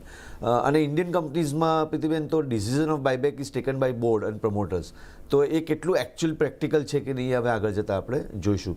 પણ sector point of view I think textiles છે કે ટાયર 2 ટાયર 3 સિટીઝને ડેવલપમેન્ટ કરવાની ઘણી વાત કરવામાં આવી છે. ટુરિઝમને ખાસ કરીને જે TCS પર બી રેટ આપણે જોયો ઘટ્યો ફ્રોમ 5% ટુ 2%. તો ટુરિઝમનું એક સેક્ટર બેનિફિટમાં આવી શકે છે. અને ડેટા સેન્ટર જે 2047 સુધીનો જે બેનિફિટ આવ્યો છે that is also a positive. Financial sectors માટે સ્પેશિયલ મેન્શન્સ આપવામાં આવ્યું કે ભાઈ એક હાઈ લેવલ કમિટી બનશે, એના રિફોર્મ્સ કઈ રીતે થશે એનું પણ એક પોઈન્ટર સ્પેસિફિક આપવામાં આવ્યું. REC ને PFC એઝ એન ઇન્સ્ટિટ્યુશન્સનું પણ રિસ્ટ્રક્ચરિંગની પોઈન્ટર્સ આવી છે.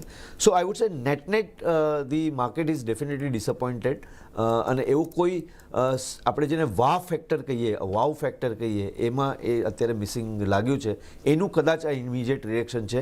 પછી આપણે આગળ જતાં ફાઇન પ્રિન્ટ જોઈએ. અને મેં તમને કીધું પ્રમાણે આજે સન્ડે છે, તો લેટ્સ ડાયજેસ્ટ ધીસ અને ડિટેલમાં આપણે સ્ટડી કરીએ તો પછી આપણને આવનારા દિવસોમાં એક ટ્રેન્ડ મળી શકે. જી નિપુણ સાહેબ, બજાર પર જ્યારે, કારણ કે જ્યારે બજેટ સ્પીચ અનાઉન્સમેન્ટની શરૂઆત થઈ ત્યારથી માર્કેટ જુઓ તો સતત ડેઝ લો બનાવતા દેખાયા. જે રીતે અનાઉન્સમેન્ટ એસટીટી અને જે કોઈ પણ ચર્ચા થઈ, જે અનાઉન્સમેન્ટ થઈ છે, બ્રોડર માર્કેટમાં જે સતત વેચવાલી વધતી જોઈ રહી છે. ઇનફેક્ટ અત્યારે પણ જુઓ જે એક નેગેટિવિટી બજારમાં એક જે સેલિંગ આપણને જોવા મળી રહ્યું છે, કઈ રીતે તમે અનાઉન્સમેન્ટને જોઈને ક્યાંથી પ્રેશર આટલું માર્કેટ પર બની રહ્યું છે? So broadly, I think lower than expectation budget ગણી શકાય. I think positives-માં જે MSMEs માટે ઘણું બધું સપોર્ટ કરવા માટે અનાઉન્સમેન્ટ આવ્યા છે, which is clearly a big positive. બાયબેકમાં જે બી ફેરફાર લાવ્યા છે, that I would look as positive. On the ground upliftment માટે ઘણા બધા સેક્ટર્સના અનાઉન્સમેન્ટ આવ્યા છે as a positive. I think tier 2 tier 3 સિટીઝને ડેવલપ કરવાની વાત કરી. That was another positive that was there. Clearly જે બી અનાઉન્સમેન્ટ્સ છે સ્કિલિંગ માટે અને એમ્પ્લોયમેન્ટ માટે પોઝિટિવ્સ જરૂર છે. પણ માર્કેટ્સ જ્યારે જોઈએ છે ત્યારે ઓવરઓલ ઇકોનોમિક ગ્રોથ માં કેટલું વધી શકે છે એ તરફ વધારે જોઈએ છે. કોર્પોરેટ સેક્ટર બેનિફિટ્સ કેટલા આવી શકે એ જોઈએ છે. ધારણા હતી કે ડિફેન્સ માટે કદાચ કોઈ સ્પેસિફિક અનાઉન્સમેન્ટ આવશે. આઈ થિંક એ ફાઇન પ્રિન્ટમાં દેખાઈ શકે છે કે ઓવરઓલ ડિફેન્સ એક્સપેન્ડિચર વધ્યું છે કે નહીં, એના પર ક્લિયરર ઇન્ડિકેશન કદાચ આવી શકે as one sees the fine print. Broadly capex માટે એટલીસ્ટ ઇન્ફ્રાસ્ટ્રક્ચર સ્પેન્ડ જે બી છે એ મેન્ટેન રાખ્યું છે. one would have been happier જ્યારે એક clear private sector capex push એના કોઈ પ્રોવિઝન્સ હોત. Broadly, I think this will turn out to be a non-event. Expectations હતા કે મોટા પ્રોવિઝન્સ જે એક જીડીપી ગ્રોથ માટે આવી શકે એવા કોઈ સ્પેસિફિક માર્કેટ્સને દેખાયા નથી. દેટ ઇઝ ધ રીઝન આપણે ક્લિયરલી એક સેલિંગ ઓફ જોઈએ છે. એટલે ઓફકોર્સ માર્કેટ ડિસઅપોઇન્ટેડ છે, પણ બજાજ ઓલ્ટરનેટ ઇન્વેસ્ટમેન્ટ મેનેજર્સના લક્ષ્મી અય્યર પણ આપણી સાથે જોડાયા છે. લક્ષ્મી, કઈ રીતના તમે જોયું, એની take away points? I think Preeti, usually હમણાં એક ટ્રેન્ડ થઈ ગયું છે કે બજારમાં જે પણ એક્શન થવું જોઈએ એ ઇવેન્ટના પહેલા જ થઈ જતો રહેવા જોતા મળીએ આપણે. તો એટલે આજની તારીખમાં પણ આ જે બજેટનું જે ઓલમોસ્ટ જે પણ એક્સપેક્ટેશન્સ હતું એટલે માર્કેટના તરફથી ન્યુટ્રલ ટુ મે બી એક બે ભાગમાં તો માર્જિનલી ડિસઅપોઇન્ટિંગ છે. ફોર એક્ઝામ્પલ તમે જોશો કે ગ્રોસ બોરોઈંગ પ્રોગ્રામ જે મેં તમને કીધેલું બજેટની પહેલા કે 16 લાખ કરોડ અથવા 16.5 લાખ કરોડની રેન્જમાં હોય તો કદાચ માર્કેટ માટે, બોન્ડ માર્કેટ માટે કદાચ પોઝિટિવ હોય, પણ એ 17.2 લાખ કરોડ આપ્યું છે. સો દેટ ઇઝ મારા હિસાબે એક negative. Of course net borrowing in line, મોટા મોટી ઇન લાઇન વિથ FY 2026 છે, તો એમાં કંઈ ખાસ નેગેટિવ નથી. પણ ઓવરઓલ લાગે છે કે માર્કેટ યીલ્ડ આજે તો બંધ છે બોન્ડ માર્કેટ, કાલે સવારના થોડું વિથ અ નેગેટિવ બાયસ ખુલશે. અને ડેવલ ઇઝ ઇન ધ ડિટેલ્સ કે કેવી રીતે સ્પેસ આઉટ કરીને એ લોકો આપશે. અને અમુક ઓવરઓલ બજેટમાં ઇમિડિયેટ કન્ટિન્યુટીના હિસાબે ઓબ્વિયસલી પગલાઓ ઓફર કર્યા છે હમણાં. અને એમ લાગે છે કે ઓવર ધ કમિંગ વીક્સ જે બીજા બધા ફેક્ટર્સ છે માર્કેટના હિસાબે, ગ્લોબલ ફેક્ટર્સ છે, અને આવતા પોલિસીમાં આરબીઆઈ પોલિસીમાં શું આવશે આઈ થિંક એ ડિસાઇડ કરશે trajectory of markets going forward. પણ હમણાં નિયર ટર્મ માટે અમને યીલ્ડ્સમાં થોડું બેરિશનેસ દેખાય છે. જી મુકેશ સર, ટેક્સને લઈને આપણે બજેટ અનાઉન્સમેન્ટ પહેલાં પણ ચર્ચા કરી હતી, પરંતુ હવે જ્યારે એક અનાઉન્સમેન્ટ જોઈ રહ્યા છીએ, વિદેશમાં સ્ટડી માટે TCS જે છે એમાં એક ઘટાડો કરવામાં આવ્યો છે, અને ઓવરઓલ ન્યૂ ઇન્કમ ટેક્સ એક એપ્રિલ 2026થી જે લાગુ થશે, ને અહીંયાથી જે રીતના એક અનાઉન્સમેન્ટ છે, કઈ રીતે આપ જોઈ રહ્યા છો? મને સૌથી પહેલાં તો એમ કહેવા દો કે છેલ્લા 5 દશકાથી હું બજેટ્સની એનાલિસિસ કરું છું. For the first time ever I am really most disappointed and shocked to say કે પ્રેક્ટિકલી ઝીરો ટેક્સ રિલીફ સાથેનું ડાયરેક્ટ ટેક્સીસને લાગે વળગે છે ત્યાં સુધીનું કોઈ અંદાજપત્ર હોય તો એમાં આ મોખરે કહી શકાય એવું અંદાજપત્ર છે. દેર is a difference between a tax relief અને ટેક્સ પ્રોસિજરના સિમ્પ્લિફિકેશનમાં. જો આજે હેડલાઇન્સમાં એમ આવે કે TDS, TCS એમાં સુધારો થયો, હવે પરદેશ જવું હશે તો ઓછા પૈસા લાગશે, આ છે તે છે, આમાં ભરમાઈ જવા જેવું નથી. તમને એમ પણ TDS, TCS કપાતો તો એ તમને જોઈએ તો પાછો મળતો હતો. હવે ઓછો કપાશે કે NRI માટેની અમુક પ્રોસિજરલ રિલીફ થશે. I think that is no relief. The only relief, and it is most unfortunate, કે તમારે મોટર એક્સિડન્ટ ક્લેમ ટ્રાઇબ્યુનલમાં તમને કોઈ વળતર મળે વ્યાજનું તો એને તમે એક્ઝમ્પ્ટ ગણો. I think this is a matter of shame. The direct taxpayers, income taxpayers have been truly let down. આજે એમ સમજો કે રવિવારની રજાની આખી મજા ખરખરી જો કરી નાખી હોય નાણામંત્રીએ આવકવેરો ભરતા કરદાતાઓ માટે, એમાં પણ આજે એ લોકોને કંઈક આશા એવી હતી કે ચાલો ભાઈ આ બીજી પ્રપોઝલ્સને કારણે જો માર્કેટમાં કંઈક ઇમ્પ્રુવમેન્ટ આવશે તો we will get some gain. પણ માર્કેટ્સ પણ they have reacted so negatively.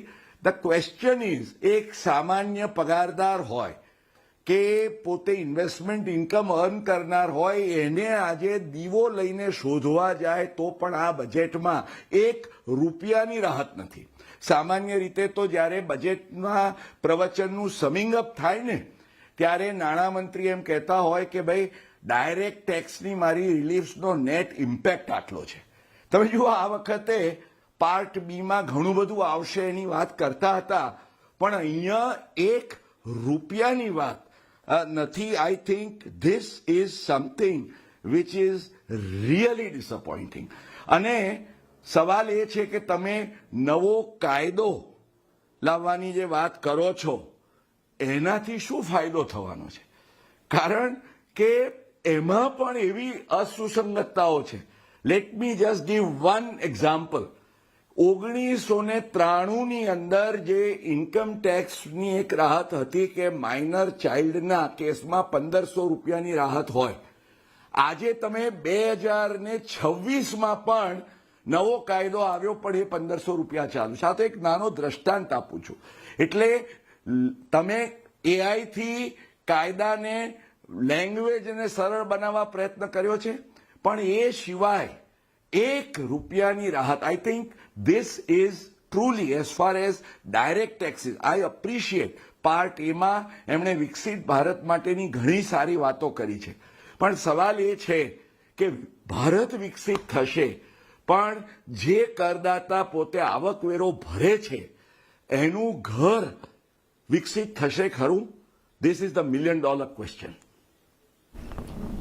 Yes મુકેશભાઈ, આ વખતે આપણે જોઈએ તો આમ તો વી વર નોટ એક્સપેક્ટિંગ કંઈ પણ આ વખતે personal taxation point of view, પણ તો પણ ઓફકોર્સ એક અહીંયા એક હોપ હોતો હોય છે ને એ પણ આપણે આજે મળતા જોયો નથી. એ ઘણું બધું પ્રોસિજરલ આપણે અનાઉન્સમેન્ટ્સ જોઈ છે. પણ સાથે જો અતુલભાઈ એક પાછું કેપેક્સ ટોટલ ફિગર 12.20 ચલો એ મોર ઓર લેસ આપણે જોયું છે કે સમવોટ સિમિલર રહ્યું છે, થોડું વધાર્યું છે. એક્સપેન્ડિચરમાં જોઈએ તો 53.50 લાખ કરોડ આઈ થિંક આવ્યા છે. ટોટલ નેટ ટેક્સ રિસિપ્ટ્સ આપણે જોઈએ તો 28.75 લાખ કરોડ. અને જો FY27નું net market borrowing 11.7 lakh net borrowing right. GDP expected 10% અને ડાયવેસ્ટમેન્ટનો 33,000 કરોડ. સો નો જેવો ટાર્ગેટ છે. કઈ રીતના આ નંબર્સ મેચ થઈ તમે જોઈ રહ્યા છો? એટલે મીન્સ ઇન્ફ્લેશન જે પ્રોજેક્ટેડ છે એ પ્રમાણે રહેશે એવું જ માનીને ચાલીશું 3%? ના, આરબીઆઈનું inflation projection you see Q1 માટે બહુ સ્પેસિફિક વાત કરીએ તો Q1 FY27 માટે આરબીઆઈનું પ્રોજેક્શન છે 3.9%, Q2 માટે 4%.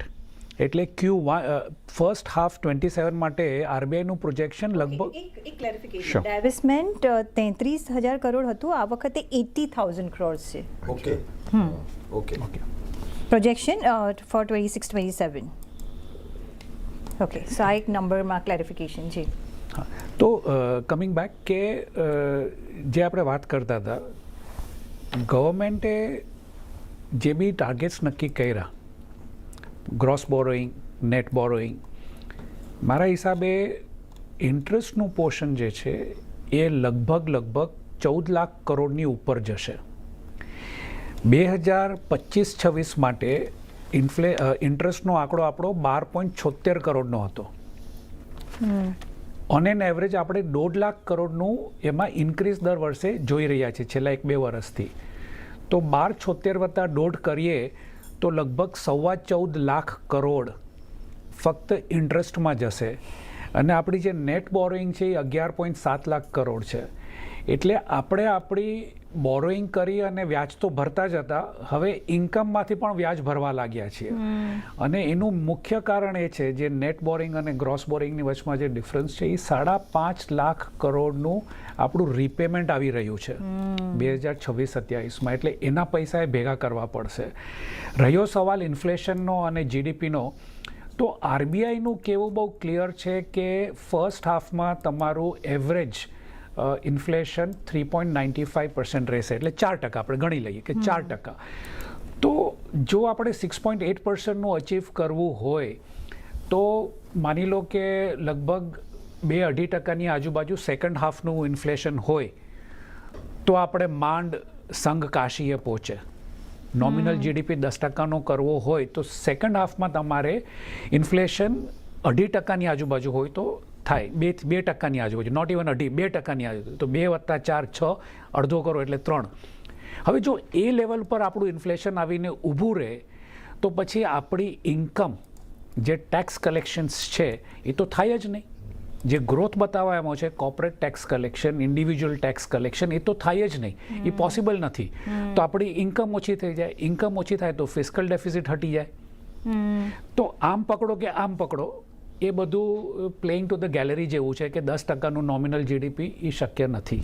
આઈ થિંક 12 ફેબ્રુઆરીના સીપીઆઈ અને જીડીપીના બેઝ નોર્મ્સ કઈ ચેન્જ કરવાના છે. એમાં ફૂડ ઇન્ફ્લેશન ઓછું કરી નાખે છે. ફૂડ ઇન્ફ્લેશન ઓછું કરશે. નેટફ્લિક્સ અને ઉબર હવે આવી જવાના છે. ટૂંકમાં આંકડાની રમત છે, પણ આઈ થિંક આરબીઆઈની સામે જે મારા હિસાબે ચેલેન્જ છે કે એ ભરોસામંદ આંકડા જો પ્રગટ કરી શકશે કે નહીં. કારણ કે હવે ક્વેશ્ચન એ આવી ગયો છે, you C A interest rate reduce કરે છે, જે નંબર્સ આપે છે, તમે કોઈને પણ પૂછી જુઓ, એની હાઉસ હોલ્ડર કોઈ પણ ગૃહિણીને તમે પૂછી જુઓ કે શું તમારું બજેટ ઓછું થયું, તો આન્સર છે ના, ઇનફેક્ટ વધી ગયું છે. ફ્રૂટ, વેજીટેબલ્સ બધાનો ભાવ વધ્યો જ છે. તો આરબીઆઈ કહે છે કે ભાવ વધ્યો નથી, કાં તો સેમ રહ્યો છે અથવા ઘટ્યો છે, જે શક્ય જ નથી, જે થયું જ નથી. તો આરબીઆઈની પોતાની એક વિશ્વસનીયતા સીપીઆઈને લાગીને ક્વેશ્ચન માર્કમાં આવવાનું ચાલુ થયું છે. એટલે nominal GDP 10%, coming back to your question, not possible unless inflation ઓછું થાય. ઇન્ફ્લેશન ઓછું થાય તો તમારી ઇન્કમ ઓછી થશે. ઇન્કમ ઓછી થશે તો એની ડાયરેક્ટ ઇમ્પેક્ટ ફક્ત એક પેરામીટર પર પડશે, અને છે કેપેક્સ. તો તમારું કેપેક્સ ઓછું થઈ જશે. ઇનડાયરેક્ટલી એમણે કીધું કે 20,000 કરોડનું કેપેક્સ આ વખતે ઓછો કરવાના છે. 11.2 લાખ કરોડનું ટાર્ગેટ છે, એની સામે ફક્ત 11 લાખ કરોડ જ એ ખર્ચો કરવાના છે. મારા મત પ્રમાણે એ લગભગ 10.5 લાખ કરોડની આજુબાજુનો એકચ્યુઅલ એક્સપેન્ડિચર આપણને મેમાં જોવા મળશે. એની પહેલાં આપણને જોવા નહીં મળે, પણ 70,000 કરોડ ત્યાંથી બચાવશે. અને જે 80,000 કરોડનું એમણે જે ડાયવેસ્ટમેન્ટનું જે ટાર્ગેટ રાખ્યું છે, હવે એમાં એક બહુ ટ્રિકી ચીજ કીધી છે કે ભાઈ સીપીએસી જે પબ્લિક સેક્ટર યુનિટ્સ છે એનું રિયલ ઇસ્ટેટ વેચી નાખશું. તો તમે શેર વેચી નાખશો, તમે એનું રિયલ ઇસ્ટેટ વેચી નાખશો, ન કરે નારાયણ ભવિષ્યમાં કોઈ દિવસ કોઈ તમને તકલીફ પડી ભારતને, તો શું વેચશે? પાછો ગોલ્ડ વેચવા નીકળશે. એટલે આ બધી ચીજો છે એ સમવેર એ લોકોનું મેનેજ કરવું જરાક મુશ્કેલ થઈ ગયું છે. અને આઈ થિંક કે કંઈક ડિફરન્ટ અપ્રોચ ગ્રોથને લાગીને હોવો જોઈએ. તો આજે જે બી કાંઈ અનાઉન્સ કર્યું છે બધું પ્રોસિજરલ કર્યું છે, અને એક કહીએ તો બહુ ઓછું બજેટ એલોકેટ કર્યું છે. સારી સ્કીમ્સમાં 40,000 કરોડ પણ 5 વર્ષમાં, તો વર્ષના તો 8,000 કરોડ થઈ ગયા. તમારે સ્ટેટ ડેવલપ કરવા, સિટી ડેવલપ કરવા છે, 5,000 કરોડ તમે દરેક સિટીને આપવા તૈયાર છો, પણ 5 વર્ષમાં. તો વર્ષના 1,000 કરોડ તમે ફૂટપાથે નહીં બાંધી શકો. તો 2047 સુધી આપણે તો તમે શું કરી શકવાના? એટલે આઈ થિંક ઓવરઓલ જે પિક્ચર આવી રહ્યું છે ને એ નિરાશામય છે.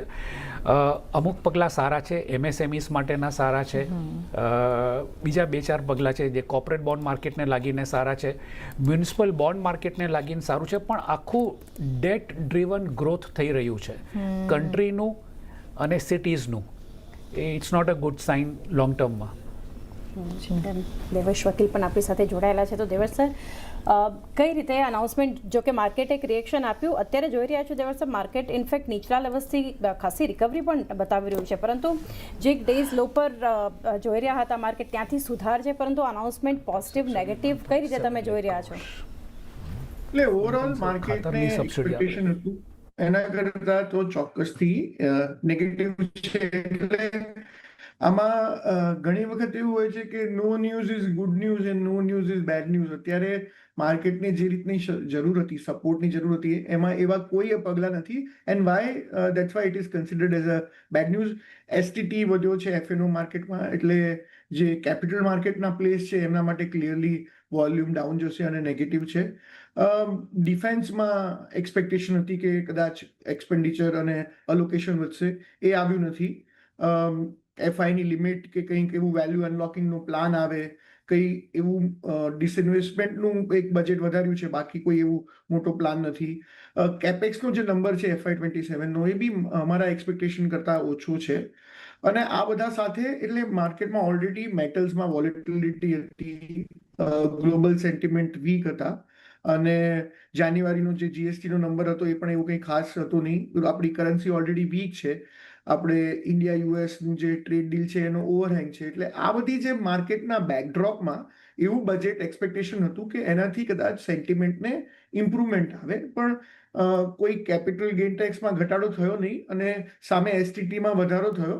એટલે આ બજારને એક શોક લાગ્યો અને એના કારણે આપણે બજારમાં જોઈએ છે કે ખાસો એવો ઘટાડો ઇનિશિયલી જોવા મળે છે. હવે આ બધા ન્યૂઝ ડાયજેસ્ટ થશે એટલે ધીરે ધીરે થોડી રિકવરી જોવા મળી રહી છે, પણ ઓવરઓલ માર્કેટની એક્સપેક્ટેશન કરતાં બજેટ થોડું ખરાબ છે. સાથે એક બીજો જે પોઈન્ટ અશ્વિનભાઈ, જે એમને આવ્યું છે કે investment limits for the overseas residents, આ કઈ રીતના સમજવું જોઈએ? કારણ કે ફોર પીઆરઓઝ માટે જે ફેરફાર કર્યા છે 10% to 24%, એક પોઝિટિવ ઇમ્પેક્ટ બની શકે છે માર્કેટ માટે eventually when the market settles down?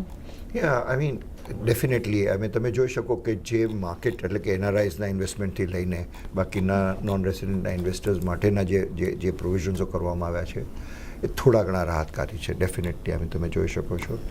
સાથે સાથે ફોરેન એસેટનું જે ડિસ્ક્લોઝરની જે સ્કીમ છે, એક એમએનએસટી સ્કીમ જે એમણે ડિક્લેર કરી છે, એટલે એમ કરવા જતાં એટલીસ્ટ તમે રેગ્યુલરાઇઝ કરી નાખો તો એનાથી ટેક્સ તમારો બેઝ વધી જાય, કે કોઈ તમારી જે એસેટ્સો બહાર હોય એ તમે ડિસ્ક્લોઝ કરો ને એની પછીનો તમે ટેક્સ, એની પછીનો જે રેગ્યુલર જેમ તમે વેચો તો ત્યાં કેપિટલ ગેઇન્સ તમને એપ્લિકેબલ થાય. એ રીતે તમે જોવા જાઓ તો આ પ્રોવિઝન્સો ખરેખર સારા છે ઇન્વેસ્ટમેન્ટ માટે.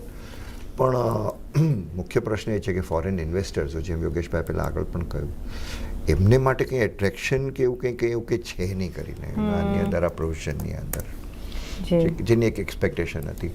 અને સાથે જેમ આગળ ડિફેન્સની પણ વાત કરી, મારી એવી એક્સપેક્ટેશન હતી કે જે રીતે અત્યારે પોલિટિકલ સિસ્ટમ ચાલી રહી છે, આઈ મીન મોડર્નાઇઝેશન માટે ડિફેન્સ, આઈ મીન તમે જનરલ્સને પણ, તમે જે ચીફ ઓફ આર્મીને પણ તમે સાંભળો, છેલ્લા એક મહિનાથી એ કહેતા આવ્યા છે કે ડિફેન્સનું બજેટ વધારવું જોઈએ. પણ હવે 5.30 લાખને બદલે 5.94 લાખ કરે એ કે બહુ મોટો ફરક નથી ડિફેન્સની અંદર. ઘણા વિષયો કદાચ લિમિટેશન પણ છે એની સામે. એટલે આપણે કદાચ ટેક્સ કલેક્શન અને એના બધાના આંકડા જોઈએ તો ખબર પડે કે કેટલું પ્રોવિઝન હતું, કેટલું અવેલેબલ હતું ને એની સામે કેટલું ખાલી પબ્લિક સોશિયલ વેલફેરમાં કેટલું વપરાઈ ગયું છે, અને હકીકતમાં ઇન્વેસ્ટમેન્ટ કરી કે જેને જે પ્રોપર એને જે એક્સપેન્ડિચર કહી શકો એ કેટલું છે એ આપણે કદાચ પછી જોઈ શકીએ, જે આપણી પાસે નંબરો સામે આવે ત્યારે. યોગેશ સર, એક જે ડેટા સેન્ટર તમે પણ મેન્શન કર્યું ને, જે એક અનાઉન્સમેન્ટ અહીંયા ટેક્સ હોલિડે ટિલ 2047, કોઈ પણ ફોરેન કંપનીઝ જ્યાંથી ક્લાઉડ સર્વિસીસ ઇન્ડિયન કસ્ટમર્સને પ્રોવાઈડ કરે છે, કઈ રીતે એક અનાઉન્સમેન્ટ તમે જોયું? તો એ definitely it's a need of the future. અને જે હિસાબે જીસીસીનું ઇન્વેસ્ટમેન્ટ થઈ રહ્યું છે વર્લ્ડ ઓવર, તો we also have to provide some benefits for the foreign companies to set up the shops in India, right? તો એને રિલેટેડ આ પ્રોવિઝન્સ આવ્યું છે.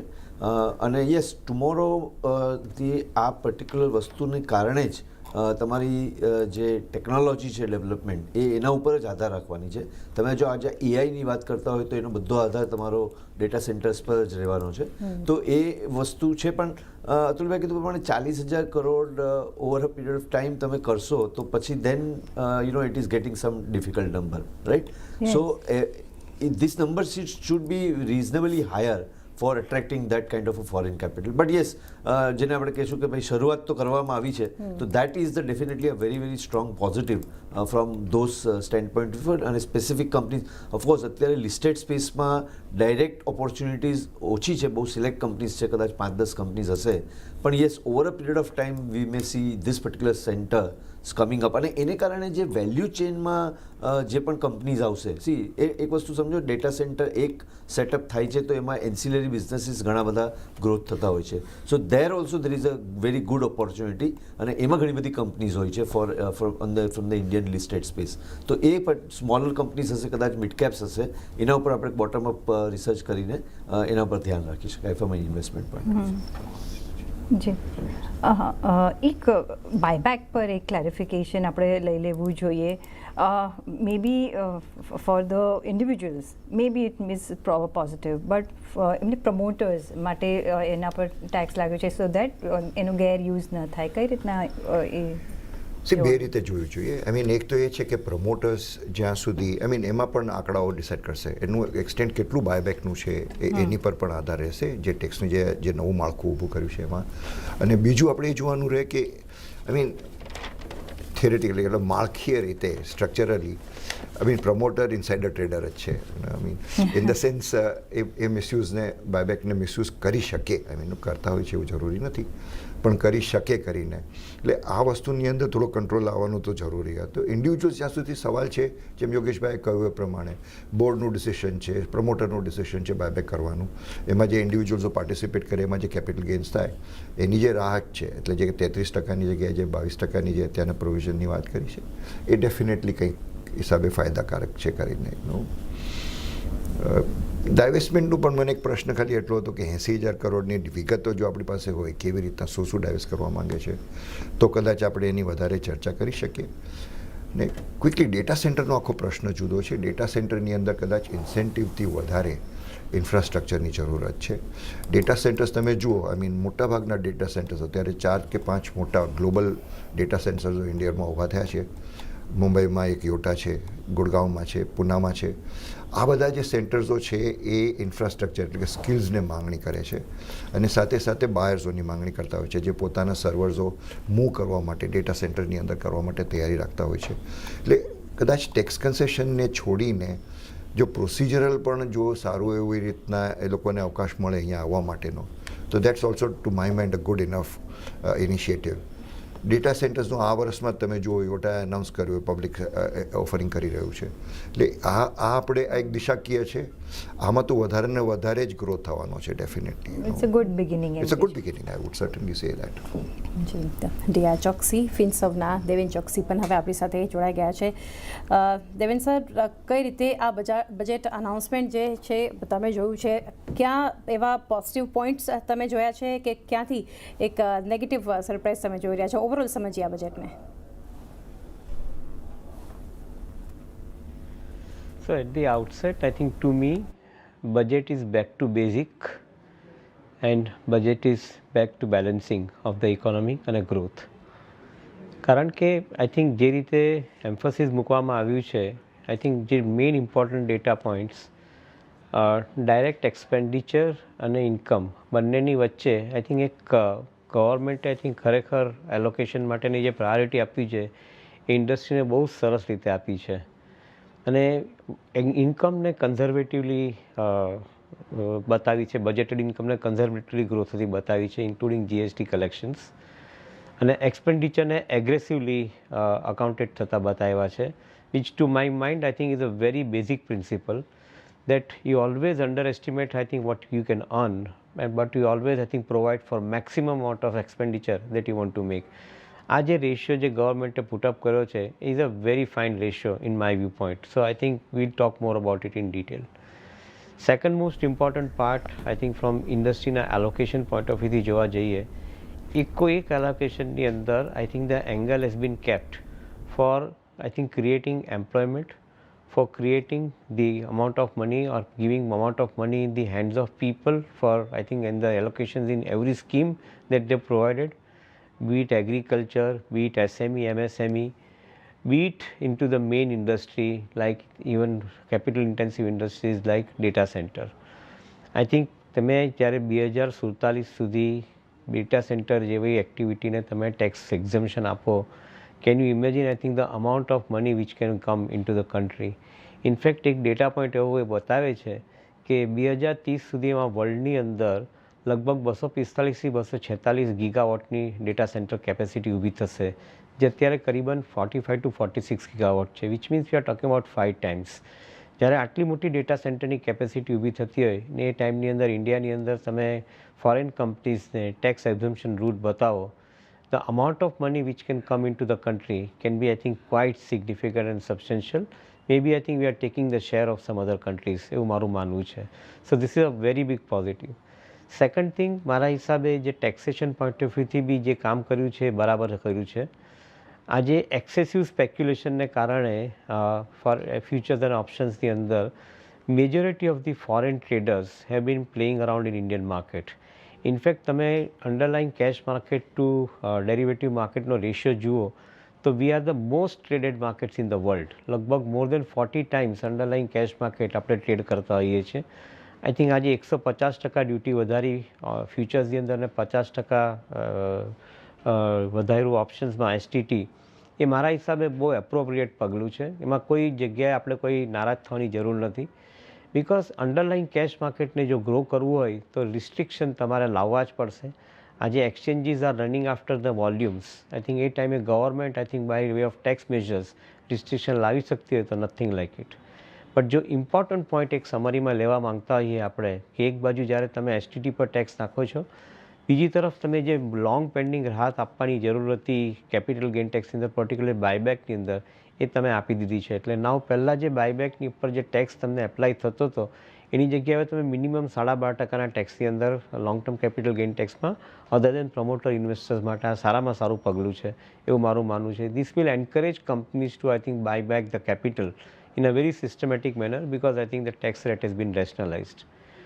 Another એક પોઈન્ટ જે મને વધારે ગમ્યો છે આ બજેટની અંદર કે એ લોકોએ પબ્લિક સેક્ટર એન્ટરપ્રાઇઝના જે રિયલ એસ્ટેટ છે, એક્સેસ રિયલ એસ્ટેટ છે, એની ટ્રીટમેન્ટ એ લોકોએ આરઈઆઈટી થકી આપવાનું નક્કી કર્યું છે.